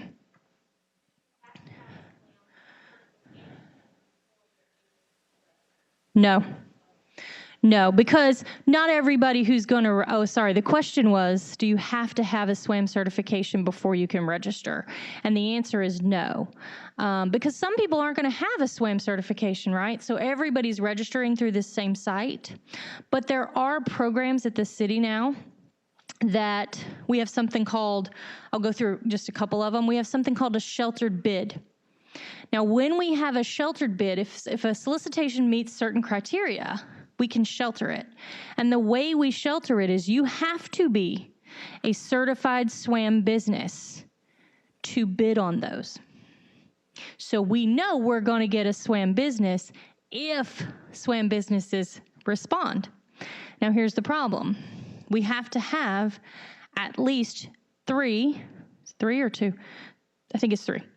Again, that's why most of the questions don't come to me, because I don't remember. But we have to have a minimum number of respondents to make it competitive, right? So if we don't get those respondents from the SWAM certified pool, we have to open it up to everybody, and then we don't get a SWAM business necessarily, unless they happen to be low bid. And again, on a lot of our stuff, we only get 1 respondent.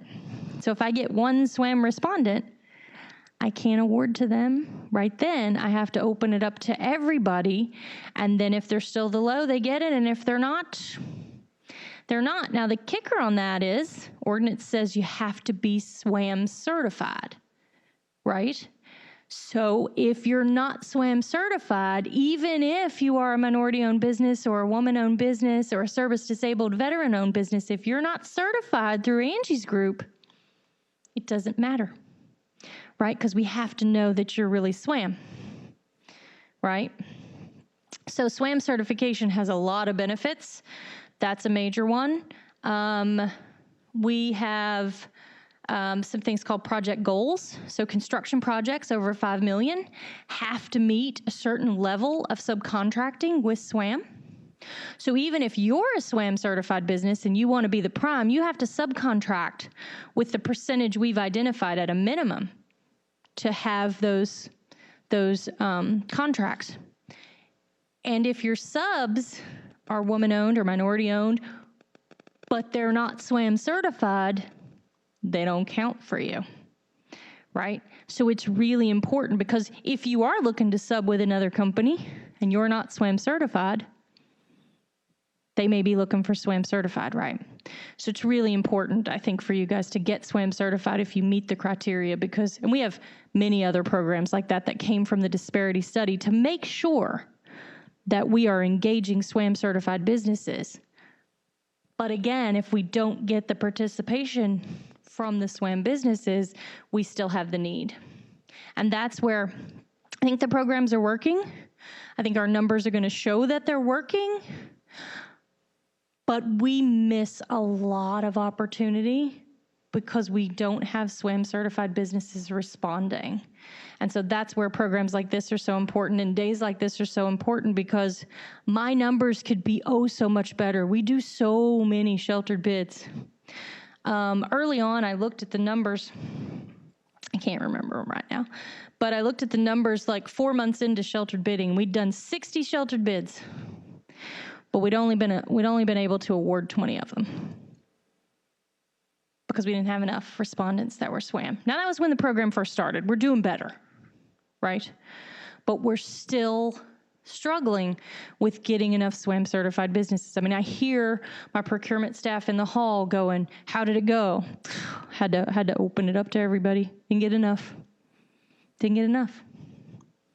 So we need that competition. We need you guys SWAM certified and responding to these solicitations.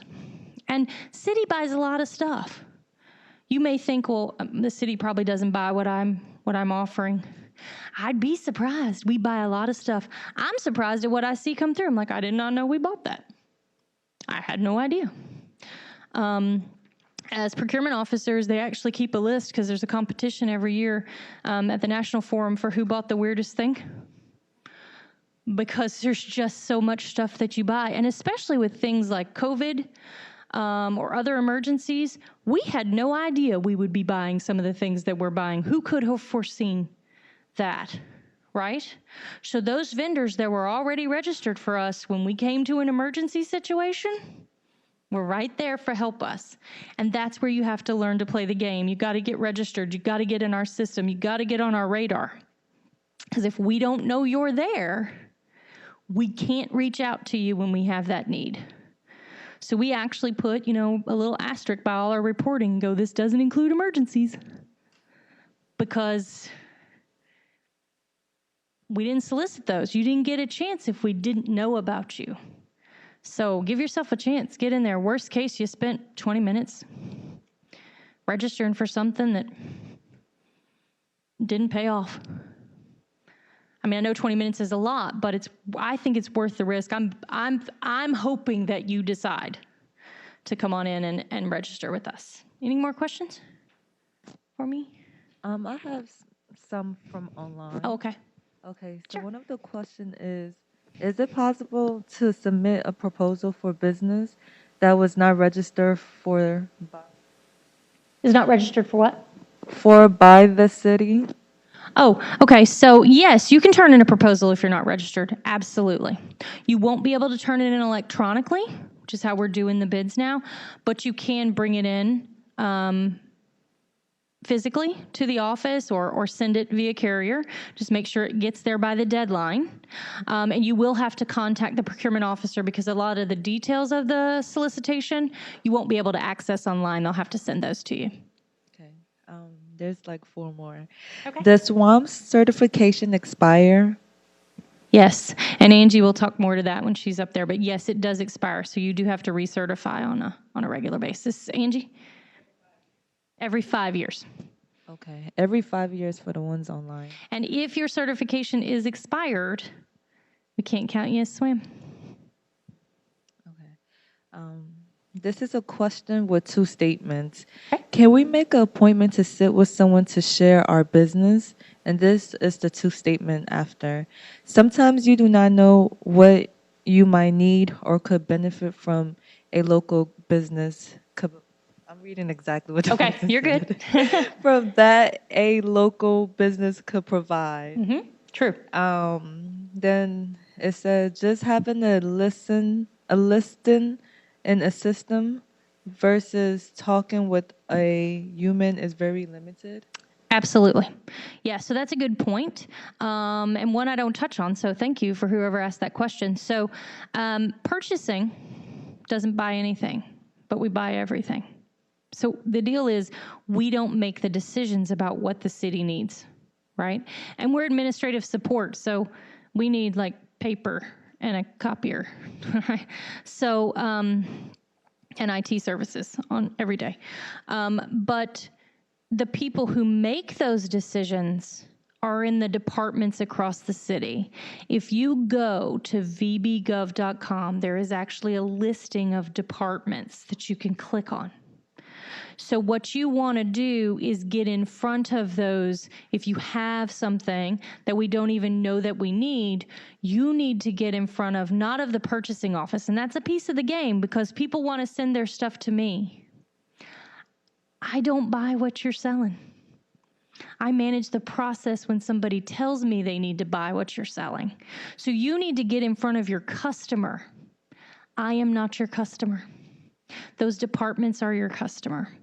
You can call my office and we'll try to direct you to the right department. If you can't find it online, please do that. But you need to get in front of your customer. Those departments in the city of Virginia Beach are really named well. You can kind of tell who you're getting in front of, right? So I know you mentioned that you do mediation services. So you might want to go to somebody like human services and say, or human resources. Those might be your clients more likely than others, right? To say, hey, this is what I do. I don't know if you have a need, but this is out there. But you want to get in front of your customer, and those are the departments. Yes, ma'am. Okay, yes. Please give the information again on being able to bid on city contract under 100,000 again. So on under 100,000, it's on the website. So that respond or view or / respond to, let's see if I can back arrow to it so I can show you. See where it says view / respond to solicitations? That is there, and it's a request for quote. So you can either go online and go through the e-procurement, which we recommend, or you can actually bring it by physically or email it to the procurement officer. If you're going to email it to the procurement officer, call them and double check that they got it and make sure you get an email that says it was received. If the city has not issued a RFP, can I still submit my business idea to city for consideration for purchasing? Maybe they don't know they need my product, but will consider it if they knew about it. Yeah, same idea. You want to get in front of your customer.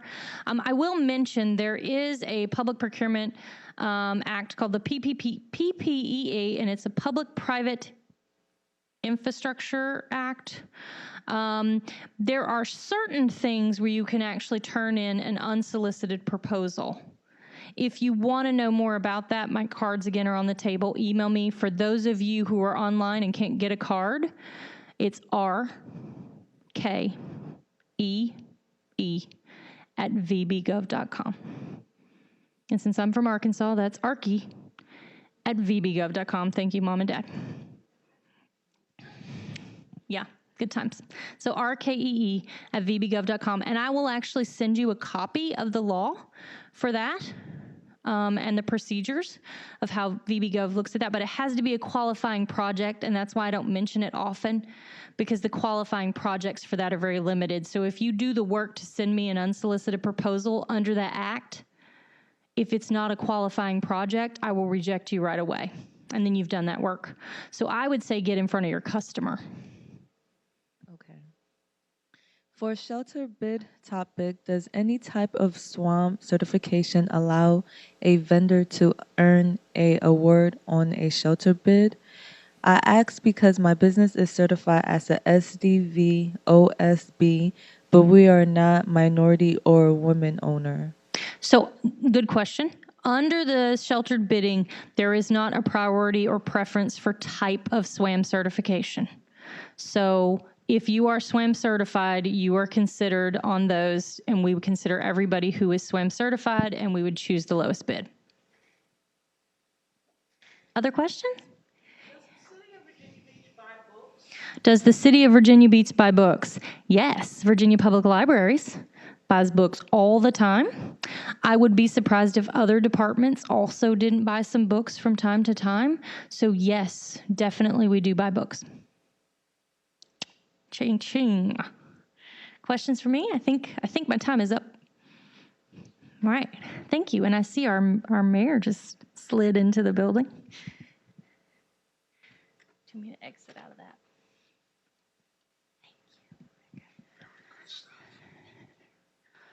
Well, thank you so much, Rebecca.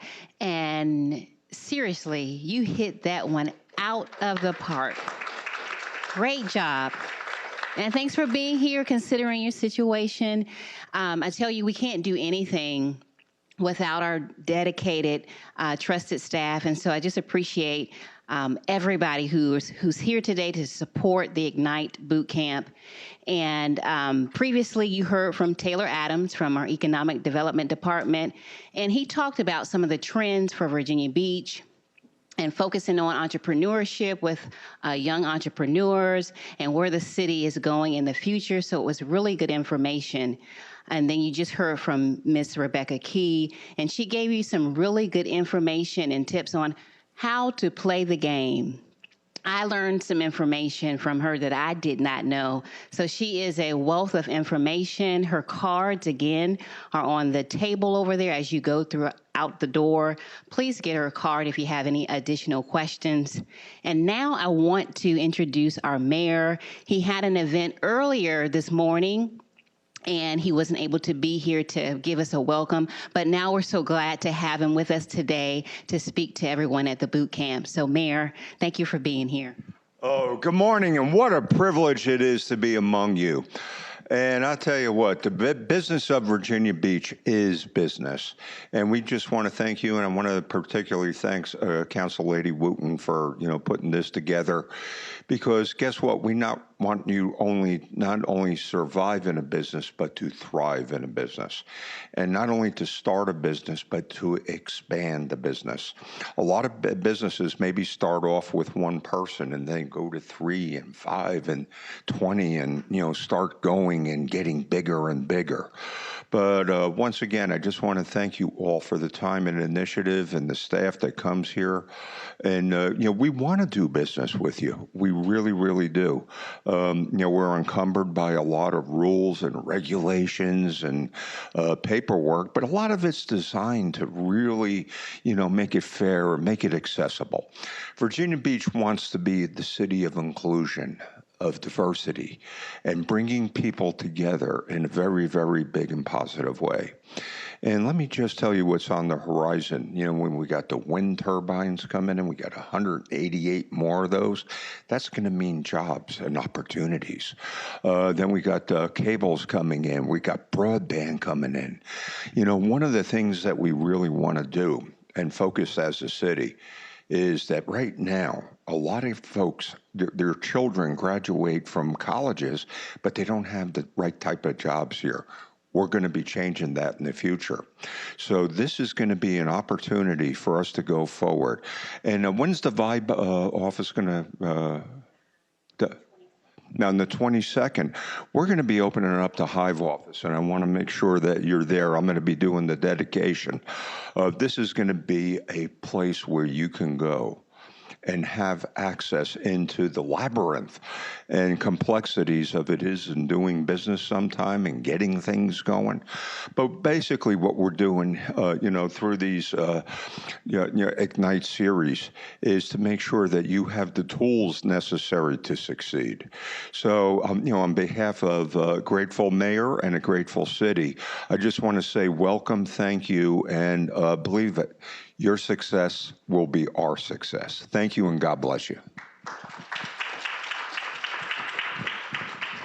Thank you, Mayor Dyer. Really appreciate your comments. And we want to now make sure that we give you an opportunity to maybe stretch your legs, because we want to come back for the final portion of the boot camp. And that's going to focus on Swam Certification. Please make sure you come back. As a small business owner myself, I remember going to a church actually and getting the Swam Certification, and it was a long process, but it was a good process. And I encourage anybody who's here and everybody online, make sure you stay tuned for that process. Angela Barber is here to present that information to you, and we will do that at about 11 o'clock. So give you maybe about 10 minutes or so to stretch your legs, network. Please take advantage of some of the refreshments out here. We have some refreshments from Panera Bread, so please go out, get something to eat, something to drink, and come back here. Meet us back at 11 o'clock. Thank you.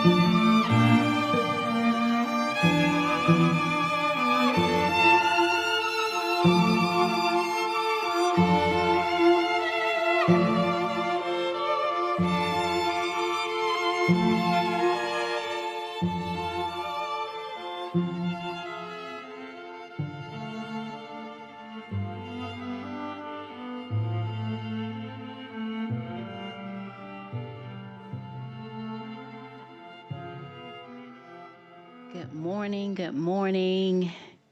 We want to go ahead and go into our final portion of the Ignite Boot Camp. And as I mentioned previously before the break, we have Angela Barber here. She is a business service manager for the Hampton Roads Eastern Shore, and she also works for Virginia Department of Small Business and Supplier Diversity. She is going to take us through the Swam Certification portion for all interested parties who are small business owners or entrepreneurs. She's going to give you all the information you need to go swamming.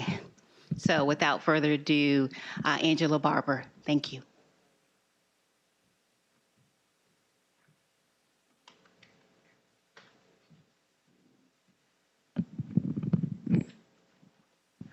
So good morning, everyone, and thank you, Council Member Wooten, for inviting me to be out today.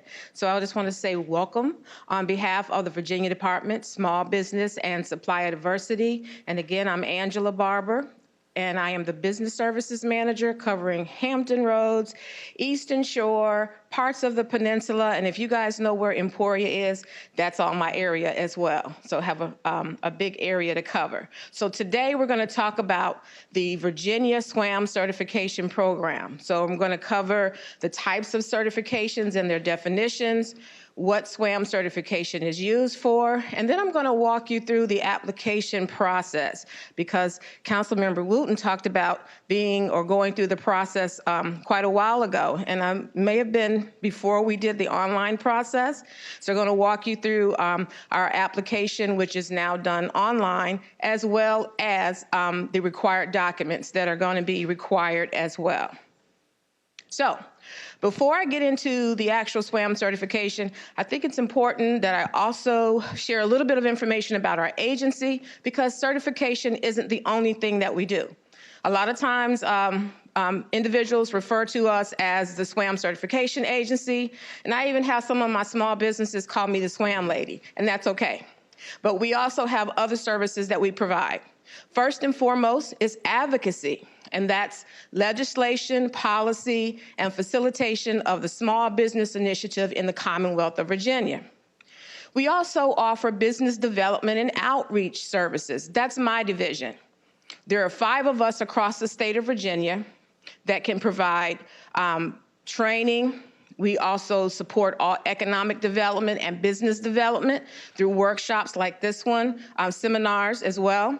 We provide access to resources. We help you connect the dots. We can't do what we do unless we have great resource partners like the City of Virginia Beach. We also provide one-on-one small business counseling. So it doesn't matter whether you're looking to start a business or if you have an existing business, we're here to walk you through that process. We also do small business conferences. Now, prior to COVID, we did these across the Commonwealth several times throughout the year, and we're hoping to be able to get back to that. But we also do vendor and buyer outreach events, and that is connecting you, the small businesses, to the buyers that are looking to purchase specific goods and services at the state level, but we also work with many local governments like Virginia Beach as well. We also provide access to capital. That's through our in-house lending division, the Virginia Small Business Financing Authority. We offer several different loan products that can help a small business where they are in their business, help them to grow. And then last but not least, our certification program for small, women-owned, minority-owned women, as well as our disadvantaged business or our DBE program. So a lot of times I get asked, how much does all of this cost? Well, there's never a fee for any of the services that we provide. Your taxpayer dollars pay for this up front. So, what is SWAM certification? Again, it's the Commonwealth of Virginia's Small Business Program. SWAM stands for Small, Woman-Owned, Minority-Owned. However, there are several other designations under the SWAM umbrella. The mission statement of the Virginia Department of Small Business and Supplier Diversity is to enhance growth opportunities for Virginia's small businesses through increased revenue and job creation, thereby raising the standard of living for all Virginians. So, Each year, the Commonwealth of Virginia spends billions of dollars on goods and services. Swam certification can be one of the most powerful tools that you can use to help your business with sales for state agencies or to colleges and universities, and many local municipalities. So for instance, Virginia Beach, Norfolk, Hampton, as well as other cities, they utilize our SWAM certification as a vetting tool to measure their internal procurement process. And you heard Rebecca earlier talking about how they utilize the SWAM certification. Prior to COVID, 99% of the businesses are considered small businesses in the Commonwealth. Therefore, they are eligible to apply for certification within the SWAM initiative. You must be a for-profit business, however, in order to apply for certification. So if you are a nonprofit, you're not able to apply for certification. So now I'm going to talk to you about the definitions under the SWAM umbrella. For all of our certifications and designations, you must be a U.S. citizen or a resident. So we're going to start with small. So to be a small business in the Commonwealth, you have to have at least 51% ownership, which is controlled by one or more affiliates. And I'm going to come back to the affiliates. Have fewer than 250 employees or have an annual average revenue of less than 10 million. So here's an or factor here. Under 250 employees or less than 10 million in revenue. Now, when we talk about affiliates, we have to look at not only your gross revenue and the employees for the business that you are certifying, but if you have 10% ownership in any other business, we have to count that as well. So we have to look at the total number of businesses that you own, look at the total number of employees, as well as the gross revenue. Because you could be a business owner with a lot of small businesses, okay? So if you have more than 250 employees or more than 10 million in revenue, even though you may have a bunch of small businesses, at that point, you are no longer considered a small business owner. You are a business owner with a lot of small businesses. So it does make a difference. Woman-owned business, at least 51% owned and controlled by one or more women. Now here, we're looking at control of the business, which means daily operations and management are controlled by the 51% or greater woman ownership. So that's not just a name, okay? So if you have a business or you have a business and you want to be a woman-owned business, or if it was previously owned by a male business owner and they're putting the business in the woman's name, we look at control. Control is going to be, what did she bring to the table to gain control of the business? What did she invest to be that 51% or greater in the business? Minority-owned business, at least 51% or more controlled by one or more minorities. And then we have our disadvantaged business program, which we call the DBE. Now, DBE is for projects funded by the U.S. Department of Transportation and other federal sectors. Although this is a federal certification, it is facilitated by our agency, as these projects are usually in conjunction with the Virginia Department of Transportation, which some of you may have heard as VDOT. So these projects include heavy construction, such as building and designing roads, bridges, tunnels, airports.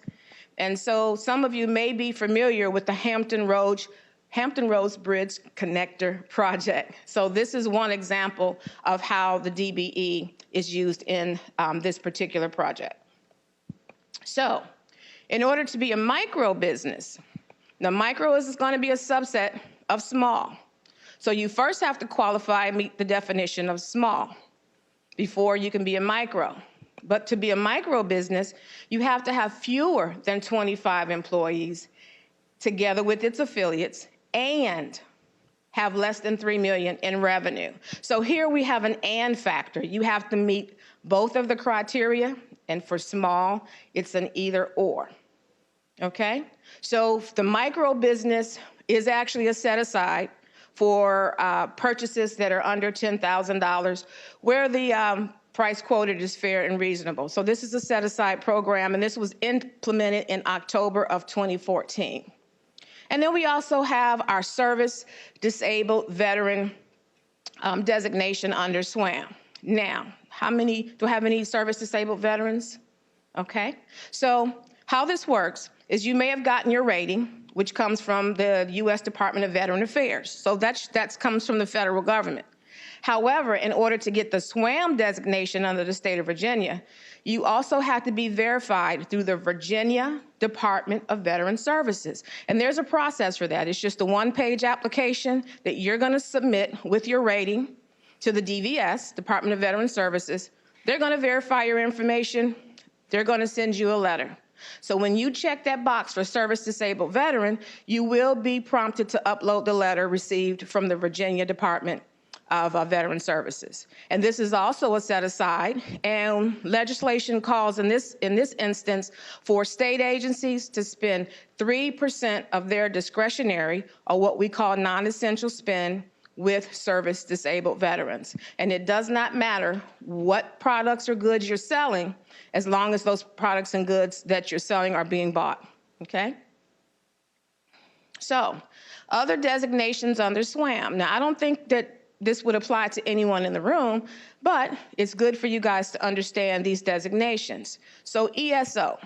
ESO are employment service organizations like Eggleston, Goodwill, the Salvation Army. These organizations provide employment for individuals with disabilities.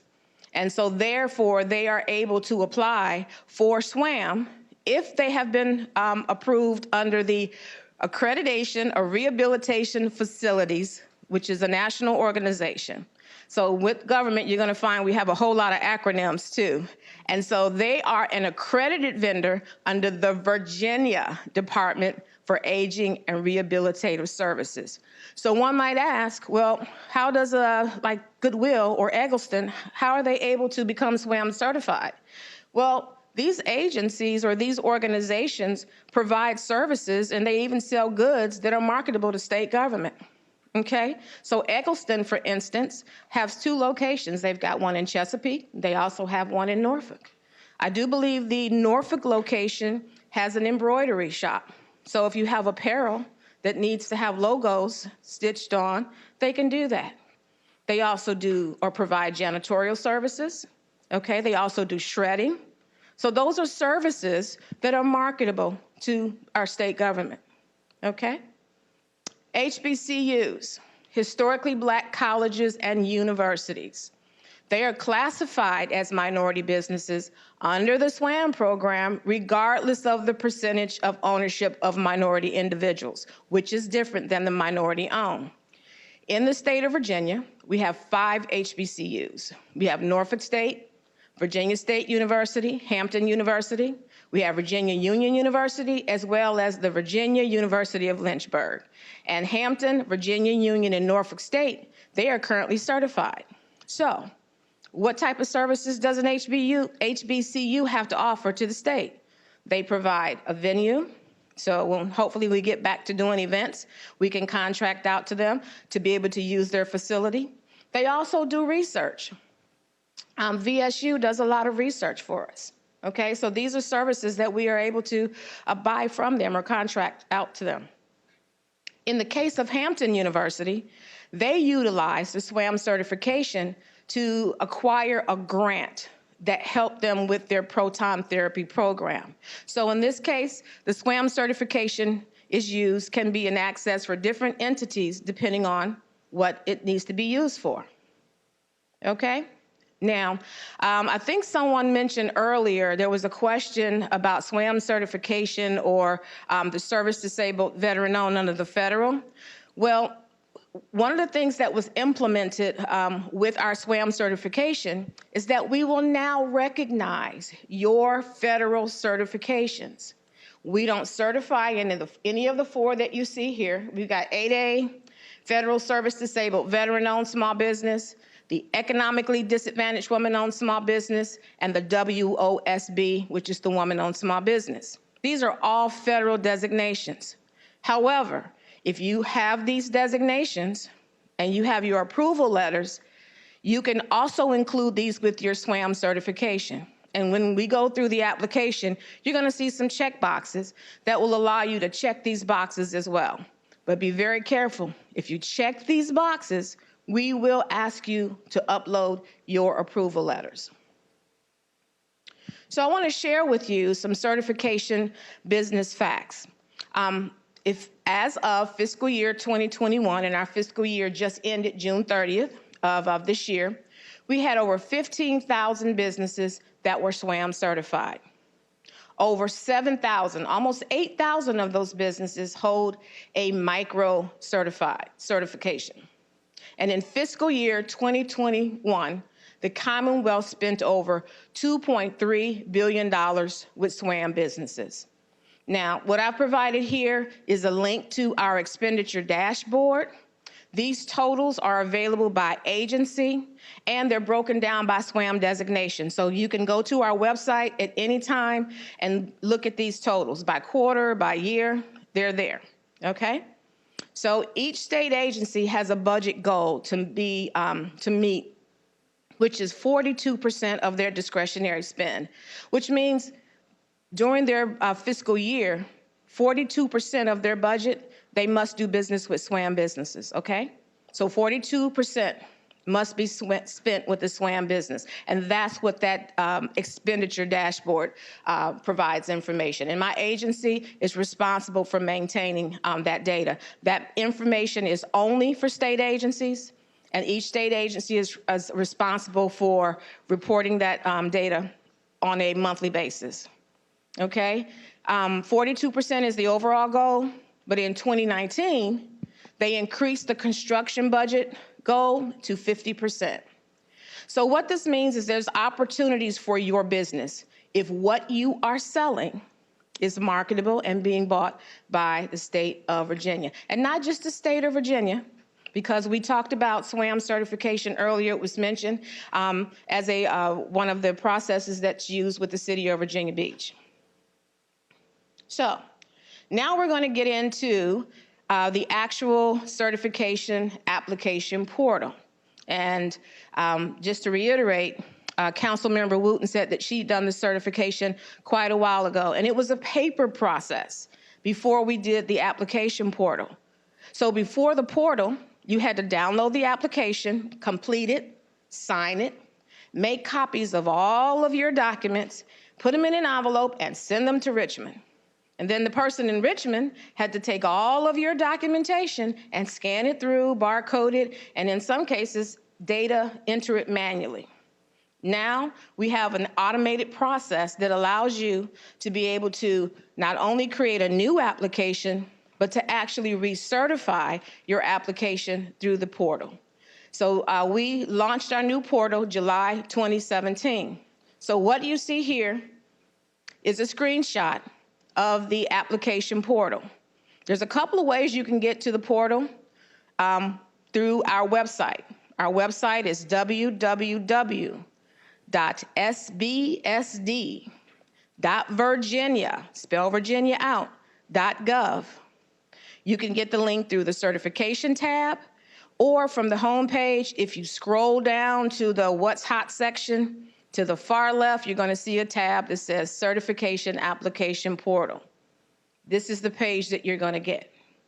Here, you will need to register in order to access the portal.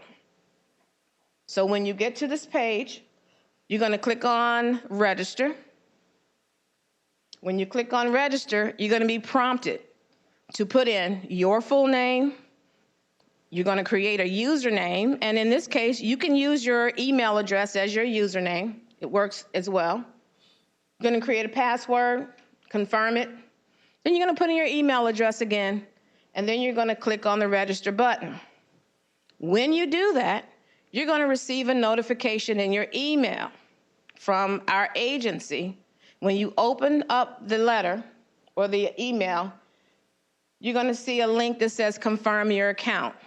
When you click on it, it's going to verify your email. So you should get a notification that says the activation is complete.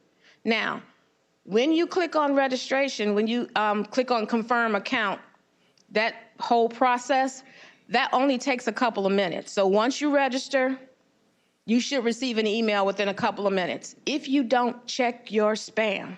And if it's not in your spam, check to make sure that you typed your email address correct, or it could be a business that blocks. So you may want to make sure that your IT server is not blocking our address. We've had that happen a couple of times as well. But usually the culprit is it falls into your spam folder.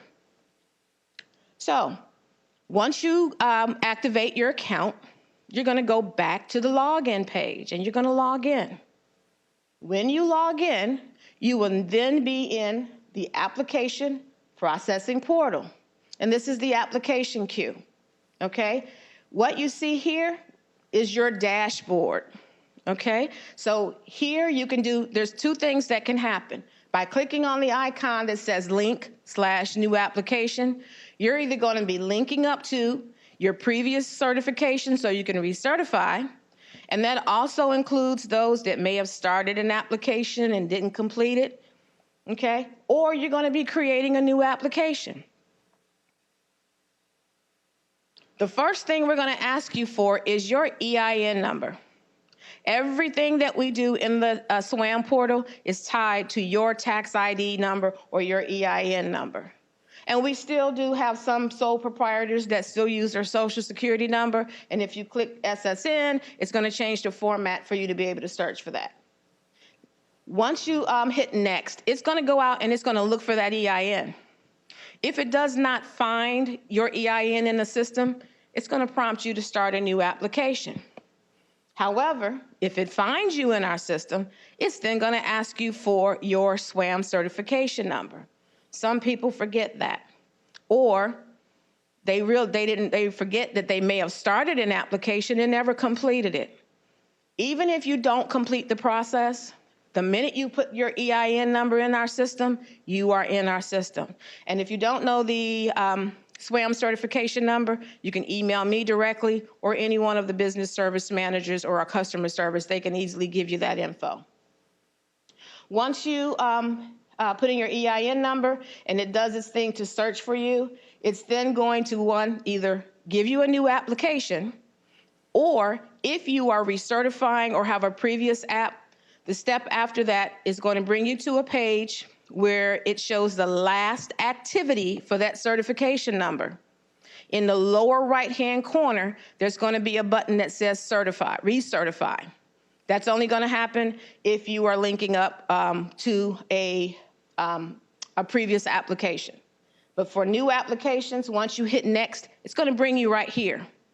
Okay, it's going to bring you right to the application page. Now, the first thing that you're going to be doing is you're going to choose your designations and business type, because everything at the beginning of this application is going to help drive the type of documents that will also be required to be uploaded.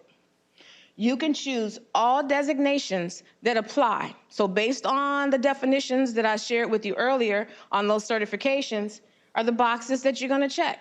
And yes, you can check as many designations that apply to your business. Here you see small, micro, woman-owned.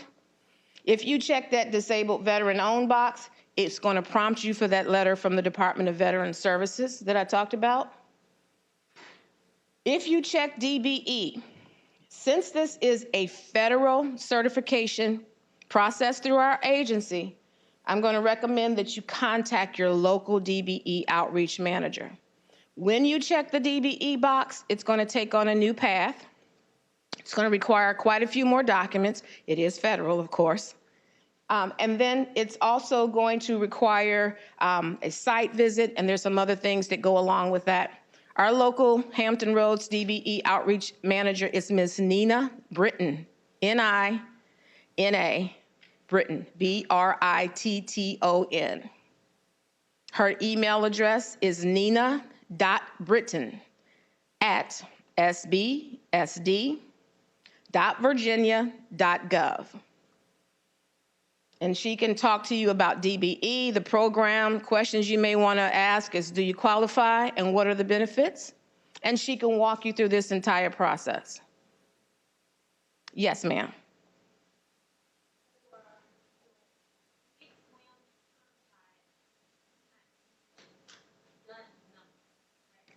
Is the DBE where, thank you, is the DBE is where the DUNS number would go into play? I do believe that. And not SWAM certification? Yes, that's correct. So if you're just applying for SWAM certification, it will not be, a DUNS number is not required. I do believe that it is required for the DBE designation, okay? And that's the reason why I do recommend that you talk with your DBE outreach manager, because she'll be able to provide that. You can apply for both, SWAM and DBE together, or you can just apply for DBE, okay? So that's Nina Britton, and she is, covers the Hampton Roads and Eastern Shore region, same coverage as I do. Thank you for that question. We talked about those federal designations earlier. So within the application, this is where you can check those boxes. 8A, Federal Service Disabled Veteran, Economically Disadvantaged Woman-Owned, and Woman-Owned Small Business. And we do have a paragraph there that some people have a tendency to miss, so they still check the box. And then they're prompted to upload an SBA approval letter. So again, we do not certify in these areas, in these certifications, but they will be added to your SWAM certification, okay? Which of the following describes your business? Are you an LLC? Are you a corporation? Are you a sole proprietor? When those check boxes there are gonna also help determine the type of documents that are gonna be required for your business. So the application section, I call it part 1. Okay, so we're collecting information about your business, your general information, your business name, EIN, that's all collected at the very top when you register. Contact information, this is important. You might be the contact, you might be the only owner of the business, or you may have a couple of other owners of the business. You would be the contact, but you may have an admin person, okay, or someone that's assisting you with your SWAM certification. If that's the case, you want to make sure that you include them in the application contact info. If your CPA, your lawyer, your admin contacts our office and says, I'd like to discuss this business SWAM application, if we look at the application and we don't see their name, we are not going to discuss your business with them. So you want to make sure that they're also included as well. Tax information, gross receipts, and number of employees, 941. So we talked about the definition of small and micro was based on your gross receipts and your number of employees. So we're going to ask you for your tax information, and we're going to ask you for your number of employees. So this is the question I get here. I am a new business. I haven't filed taxes yet. Can I still apply for SWAM? Yes, you can. Okay? Some individuals think that you have to be in business for 3 years because we ask for 3 years of business taxes. But if you are a new business and you have not filed taxes, in the application, on the 3 lines where it's going to ask you for the current years, you're going to choose the year, 2019, and 2018, and you're going to put a 0 in there. If you've been in business long enough to generate a year's tax, you're going to put that. You're going to put what's appropriate for your business, okay? Number of employees. An employee is a W-2 employee, someone that receives a paycheck from your company. You take taxes out and you file a 941. You, as the owner, are not an employee until you start receiving a paycheck from your business, where you have a W-2 with your business and you are included on that 941. 941s are filed quarterly with the IRS. So there is a line that says number of employees. So unless you have W-2 employees, make sure that is a 0, because in the required documents, you'll be prompted to upload a 941. 1099ers, independent contractors are not employees. They pay their own taxes, okay? Ownership information and affiliate companies. This is where you're going to be entering information about you as the owner or all owners. If you have 10 owners, they all have 10%, all of their information has to be included, okay? The ownership information. When we talked about affiliations or affiliate companies as part of the SWAM or small definition, there is a section in the application that asks, do you own more than 10% interest in another company? You answer yes, format's going to change, and you will be required to put in information about your affiliate companies. Remember, we have to count number of employees and gross receipts for your business as well as those you have ownership in. NIGP codes. NIGP simply stands for National Institute of Governmental Purchases. No one will ever say that to you. I'm just letting you know. But your NIGP code is how you describe what it is that you sell. NIGP codes are commodity codes. They represent goods and services. They're used at the state level, but they're also used at the local government level. So when that buyer is writing up that solicitation, they're going to be using NIGP codes to describe the services and goods that you sell. Services start with a 9. So if you provide a janitorial service, your code is going to be 91039. But if you provide janitorial supplies, goods and products, I think that's a 4. It starts with a 4. Okay? So keep that in mind. There is a link inside the application that takes you out to EVA, which I'm not going to really get into because it's how the state buys goods and services. But EVA, there's a search tool. So it's going to take you out to EVA, which is the Electronic Virginia, to allow you to be able to search. You're going to type in keywords for what you do. If you're a consultant, there's a code for consulting, but you're going to get a drop down of a lot of different topics or items that you can consult on. So you want to make sure that you are very specific about your NIGP codes because you want to be able to match up to opportunities when they're posted by your locality, like the city of Virginia Beach, state of Virginia, okay? If you need assistance with navigating that, because some of you may have very unique services. I think she does mediation. So there's going to be a couple of codes that may make up the type of services and goods that you provide. And you can have one code or you can have many codes. It depends on how many codes that that represent what it is that you sell.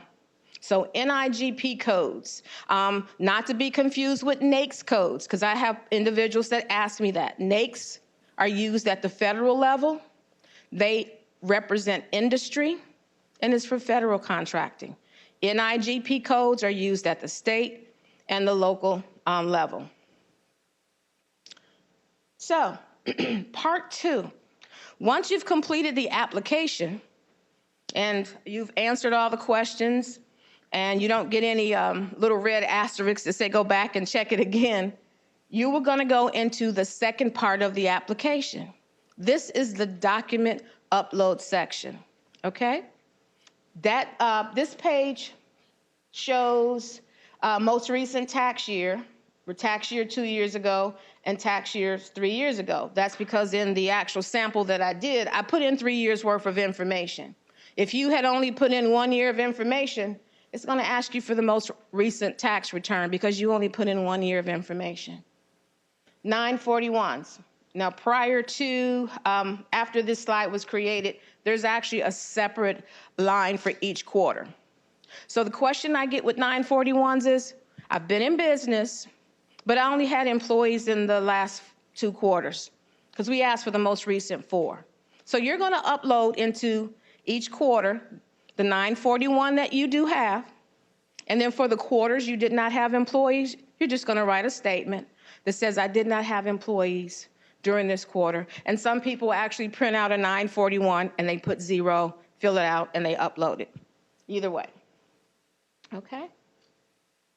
So I am going to just kind of take a quick break here just to ask, are there any questions about the information that I provided before we get into the required documents, either from our live audience or our web or our virtual audience? Any questions about the first part of the SWAM application?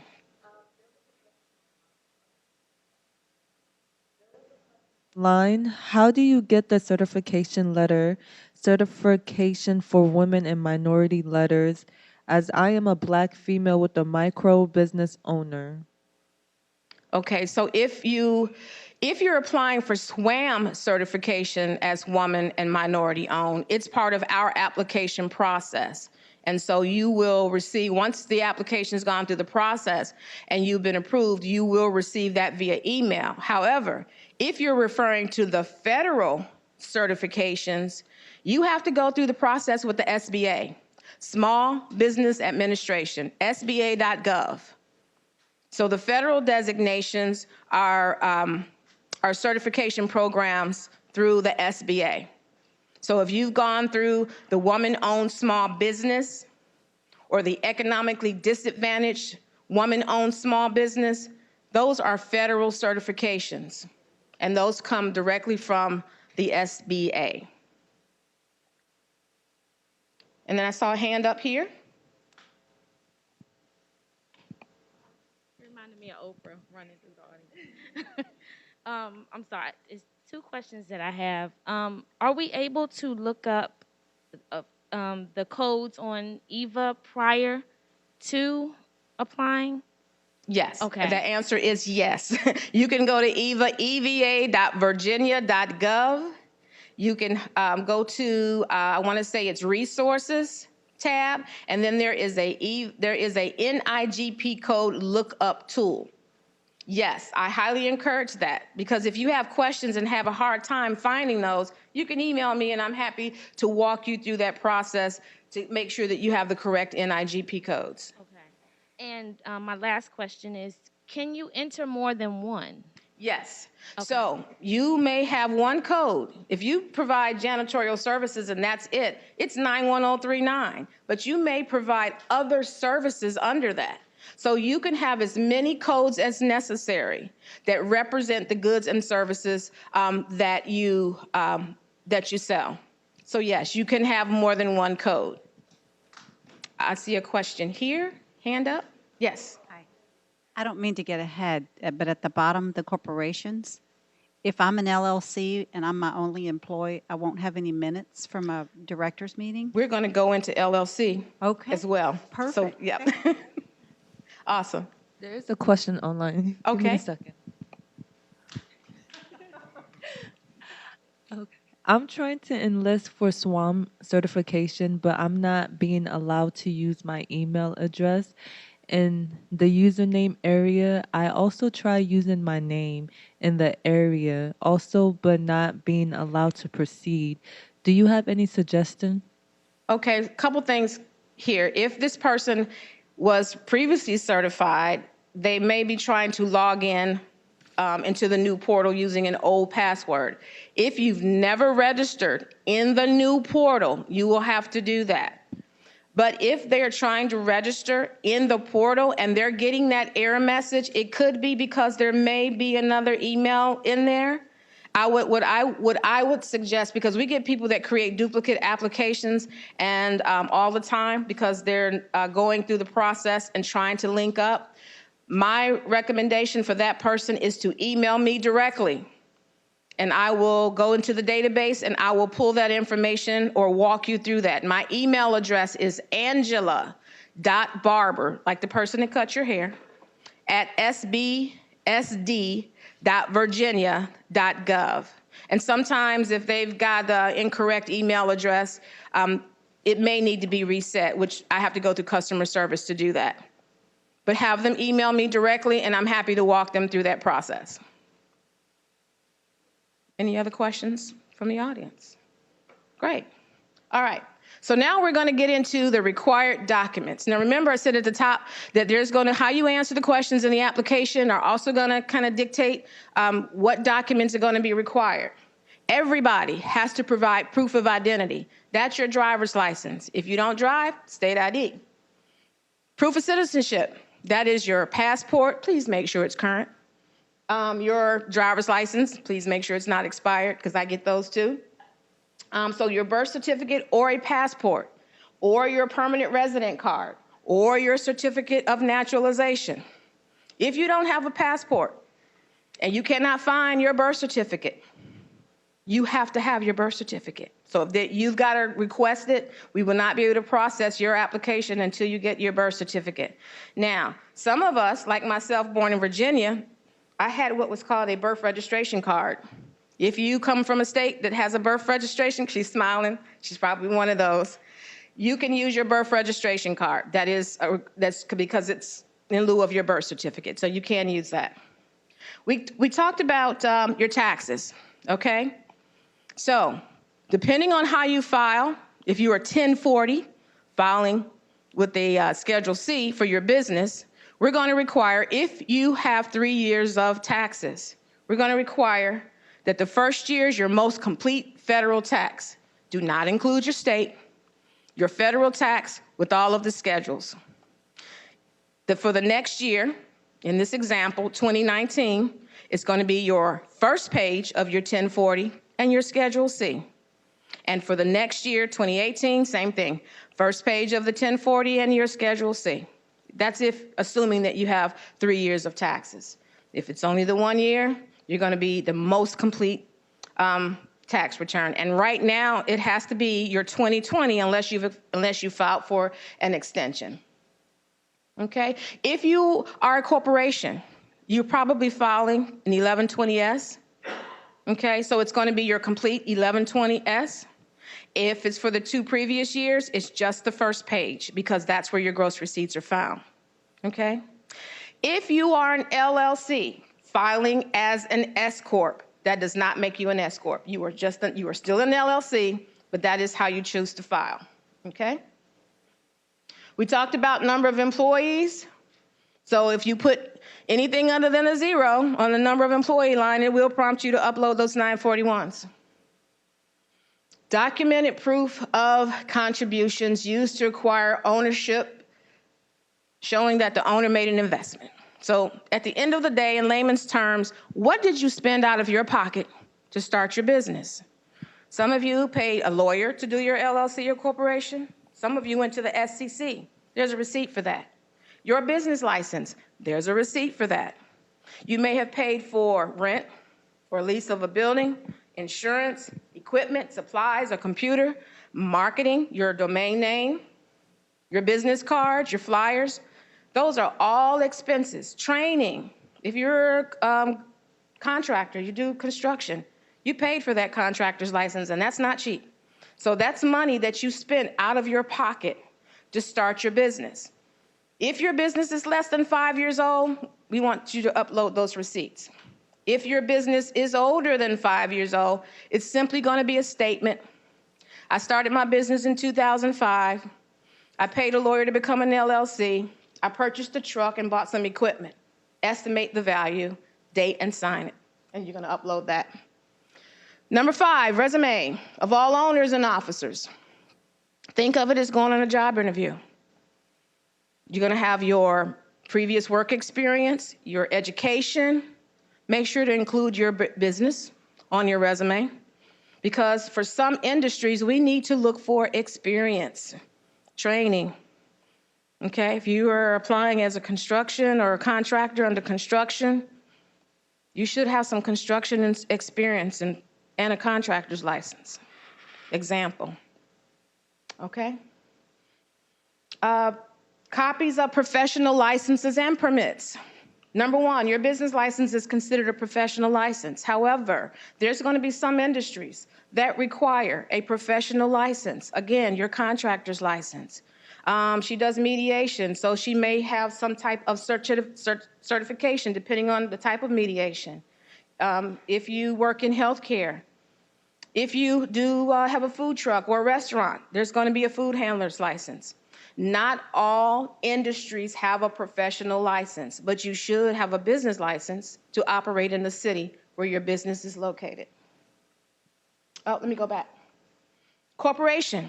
So if you are a corporation, even if you are a corporation with one owner, all of these are required documents. When you register with the SEC, you should have a certificate of incorporation. You should also have articles of incorporation. These are public documents. So anyone can go out to the SEC, sec.virginia.gov, search for your business entity, go to the filing history, and you can download the documents. They're public documents. So if you don't have a copy, that's the quickest way to get them.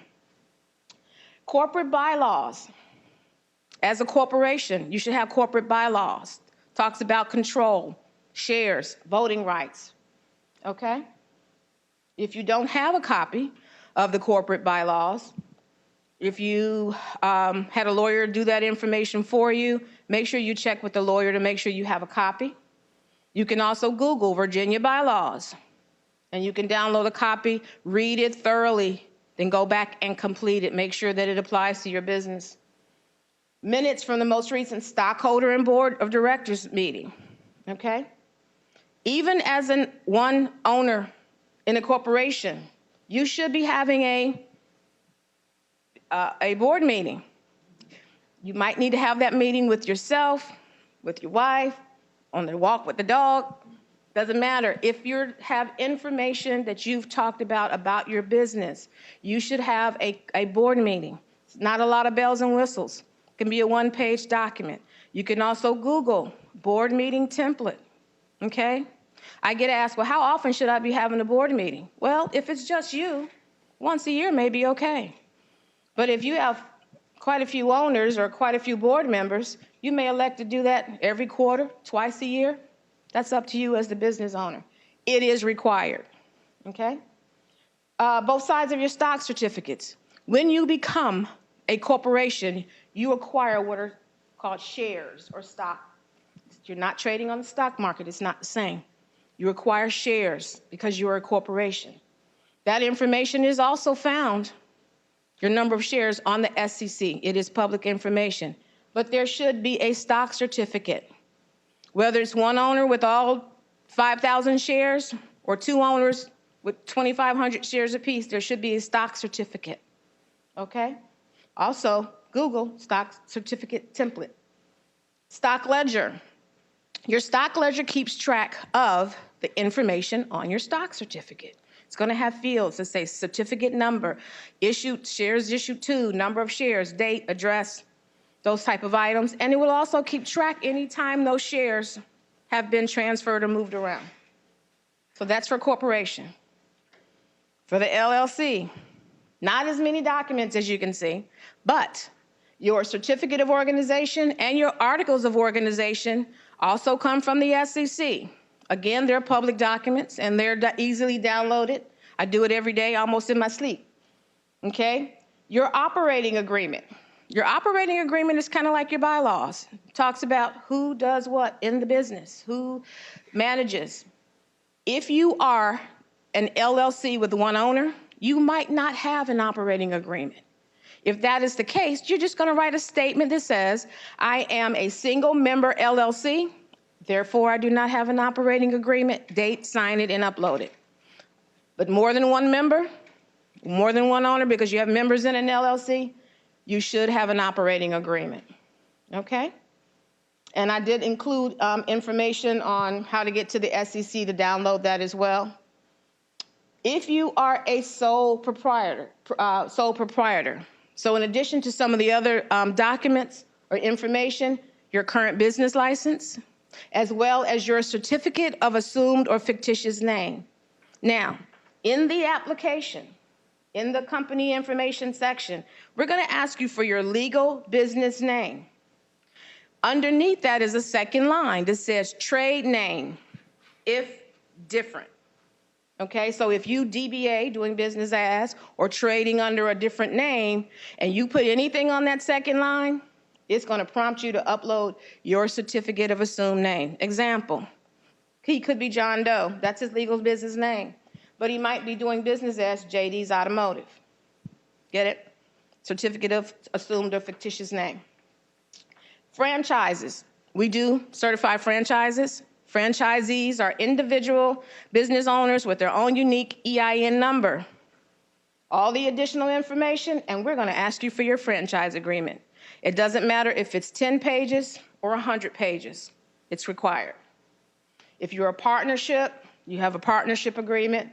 And if you are that business, new business, that has not filed business taxes yet because you haven't done business enough to do the taxes, we're going to ask you to upload your EIN letter. That's the letter you get from the IRS when you acquire your EIN number. The service disabled veteran designation, and I'm happy to provide this worksheet that can be sent out, or you guys can email me directly, but this information, I'll be happy to email it to you. But there's like directions here that tell you what to do to get the approval letter from the Department of Veteran Services. Any questions regarding the required documents from our audience or from our virtual? Looks like we got one.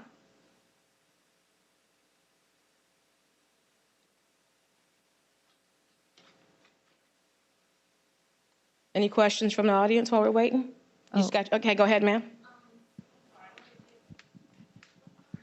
Thank you. With the SEC, I filed a fictitious name, I think is what they call it, so that I would not have to put LLC behind everything. Is that document also needed, I guess, for the doing business as portion of the application? Yes, anytime that you are trading under any name other than your legal business name. So if you've dropped the LLC, okay, and you're registered with the SEC, it allows you to do business across the state of Virginia. So yes, if you are sole proprietor, in the case that I used with JD's Automotive, your certificate of fictitious name, you're gonna get that through your city. If you have registered with the SEC, that document you will register for with the SEC. I think it's like $12, but that is your certificate of fictitious name, and it's also public document, so you can either log back into your account or just, you don't even have to log in. Just do a business search, an entity search, go to filing history, and if you have a certificate of fictitious name at that level, you can download it as well. Yes. If you haven't been having board meetings and et cetera, can you rectify this going forward? If you haven't been? It said, if you haven't been having board meeting, I'm reading exactly what it say, yeah. If you haven't been having board meeting, et cetera, can you rectify this going forward? Yes, you can. So you can actually have a board meeting that day, okay? Keep in mind also, and we'll get to that, certification is every 5 years. So again, by the time it comes around, we'll ask for it. But yes, so if you haven't been conducting board meetings on a regular basis or once a year, you can actually have a board meeting that very day if you need to. And so that you have a board meeting minutes so that you can upload. But how often you do it, that's a business decision. Okay? Any other questions? Okay. So just a quick review of the application process. You're going to be registering in the processing portal, completing your application online. You will be immediately issued a tracking number. Some people call it a certification number at the start of the application. That is your certification number for the life of your certification. Okay? And we're up into the 6 digits now, so I think that your certification number is going to start with an 8. Upload required documents. What I recommend is complete the first part of the application. Get that done, and then you're going to be able to go into the second piece, which is the document upload section. Then you will see what it's required. That way, if you have a question about the uploaded documents, you can email one of the business service managers or me, because I'm in your area. Because sometimes you may complete the application and not realize that you put an employee number in there, but you're being asked for a 941. When I see that, I immediately know that you've entered a number into the number of employees, okay? So complete the first part of the application, and then take the time to look at what's required, and take the time to get those documents gathered, and to ask any questions in case you have don't understand what it's asking for. Okay? Submitting the application. So you're going to complete the application in the first part. You're going to upload the documents in the second part. In the third part of the application, you're going to be digitally signing what is called an affidavit of acknowledgement. It's simply a document stating that everything that you submitted, all your information to your knowledge is true. And it's just a digital signature, so you're going to type in your name, and you're going to upload it, and it will automatically save into the application. I've also included the link here to our certification division tab under our website.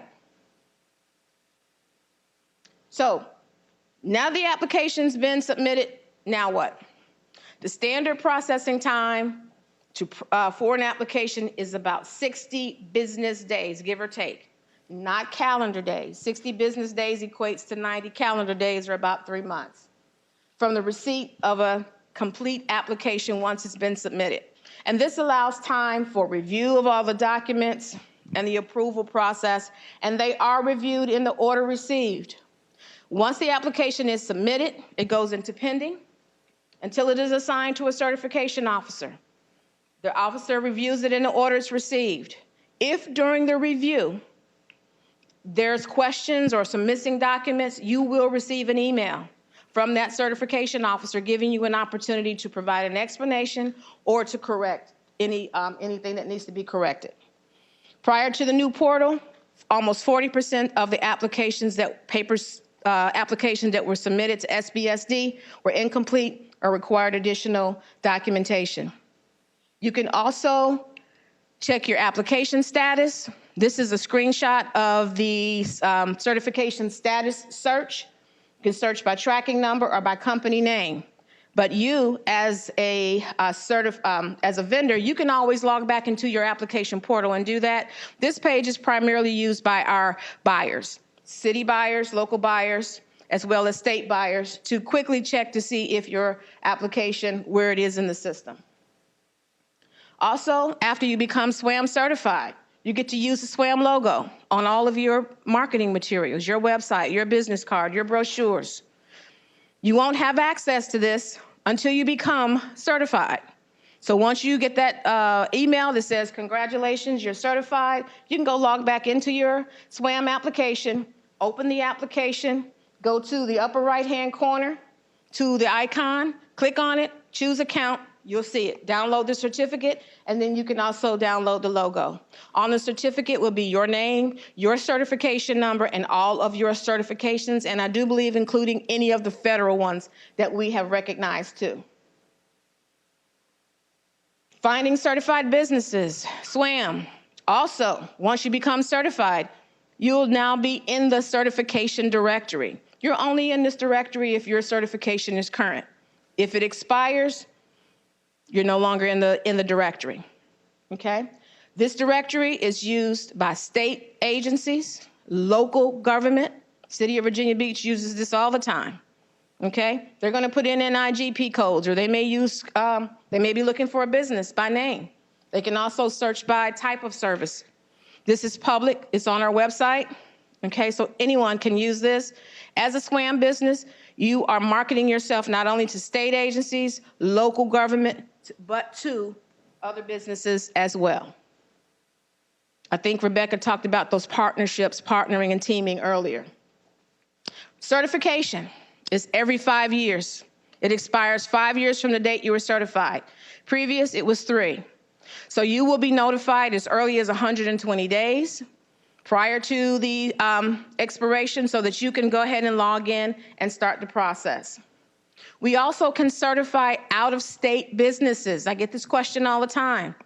If my business is headquartered in North Carolina, can I apply for SWAM in the state of Virginia? Well, that depends.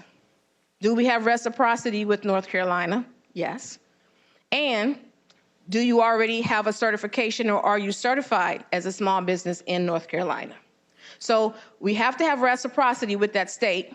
There's about 12 states that don't meet that criteria, okay? But you also have to possess the equivalent, or whatever their small business certification is in that state before applying in the state of Virginia, and vice versa.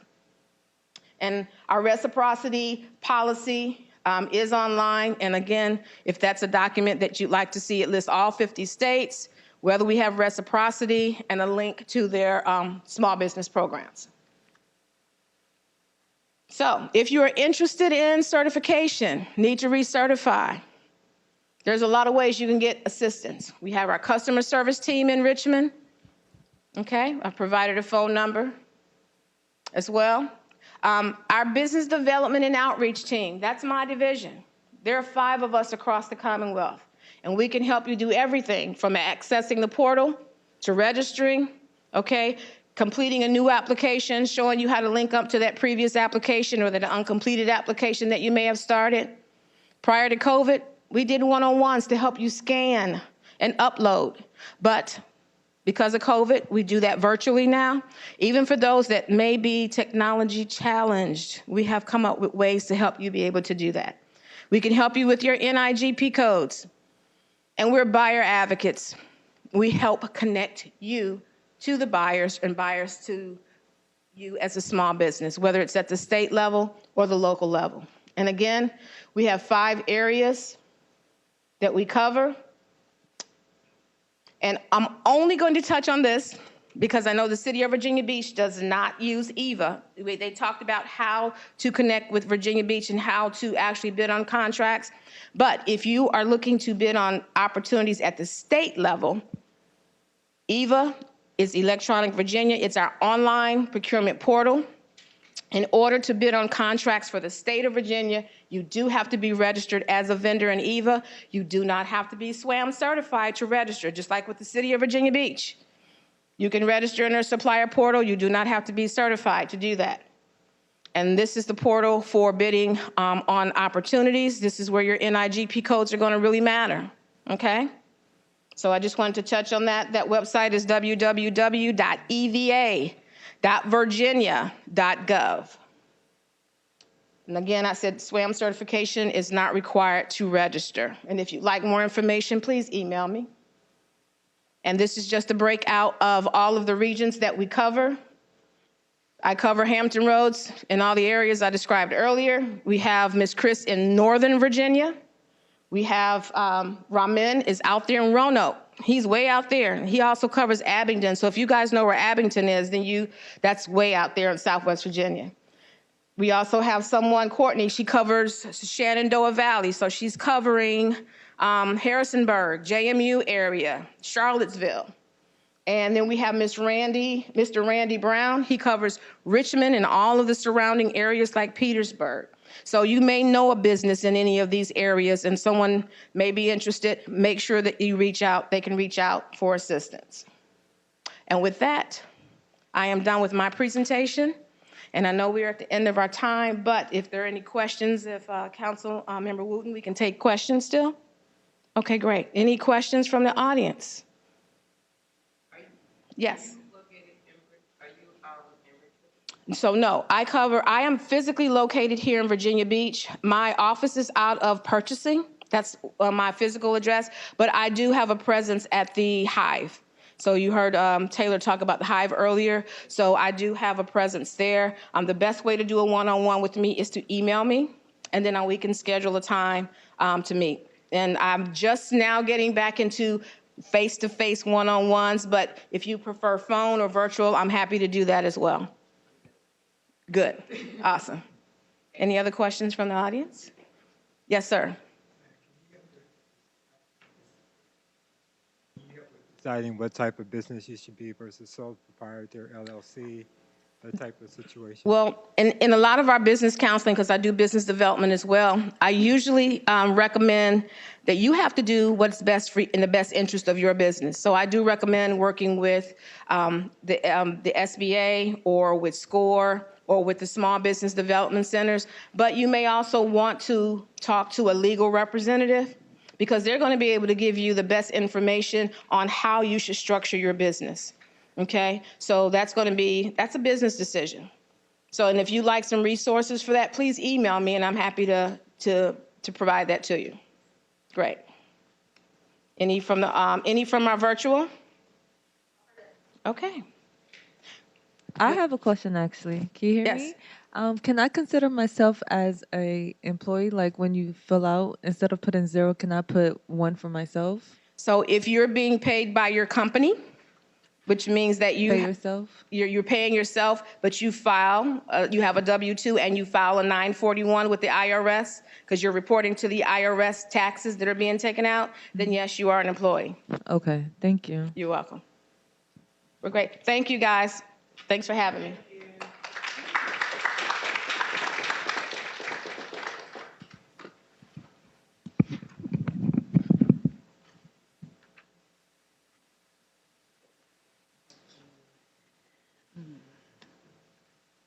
Thank you so much, Ms. Barber, for that information.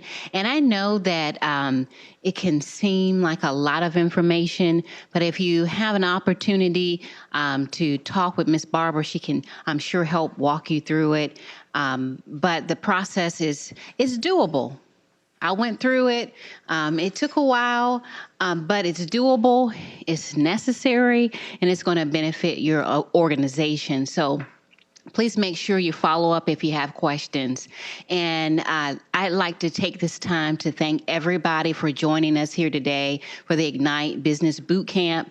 If you have an opportunity, go online to Facebook, type in Ignite Bootcamp, and then like it. And what I will do when I have the next boot camp, that you'll see that information or you get a notification, because I do plan to have more boot camps.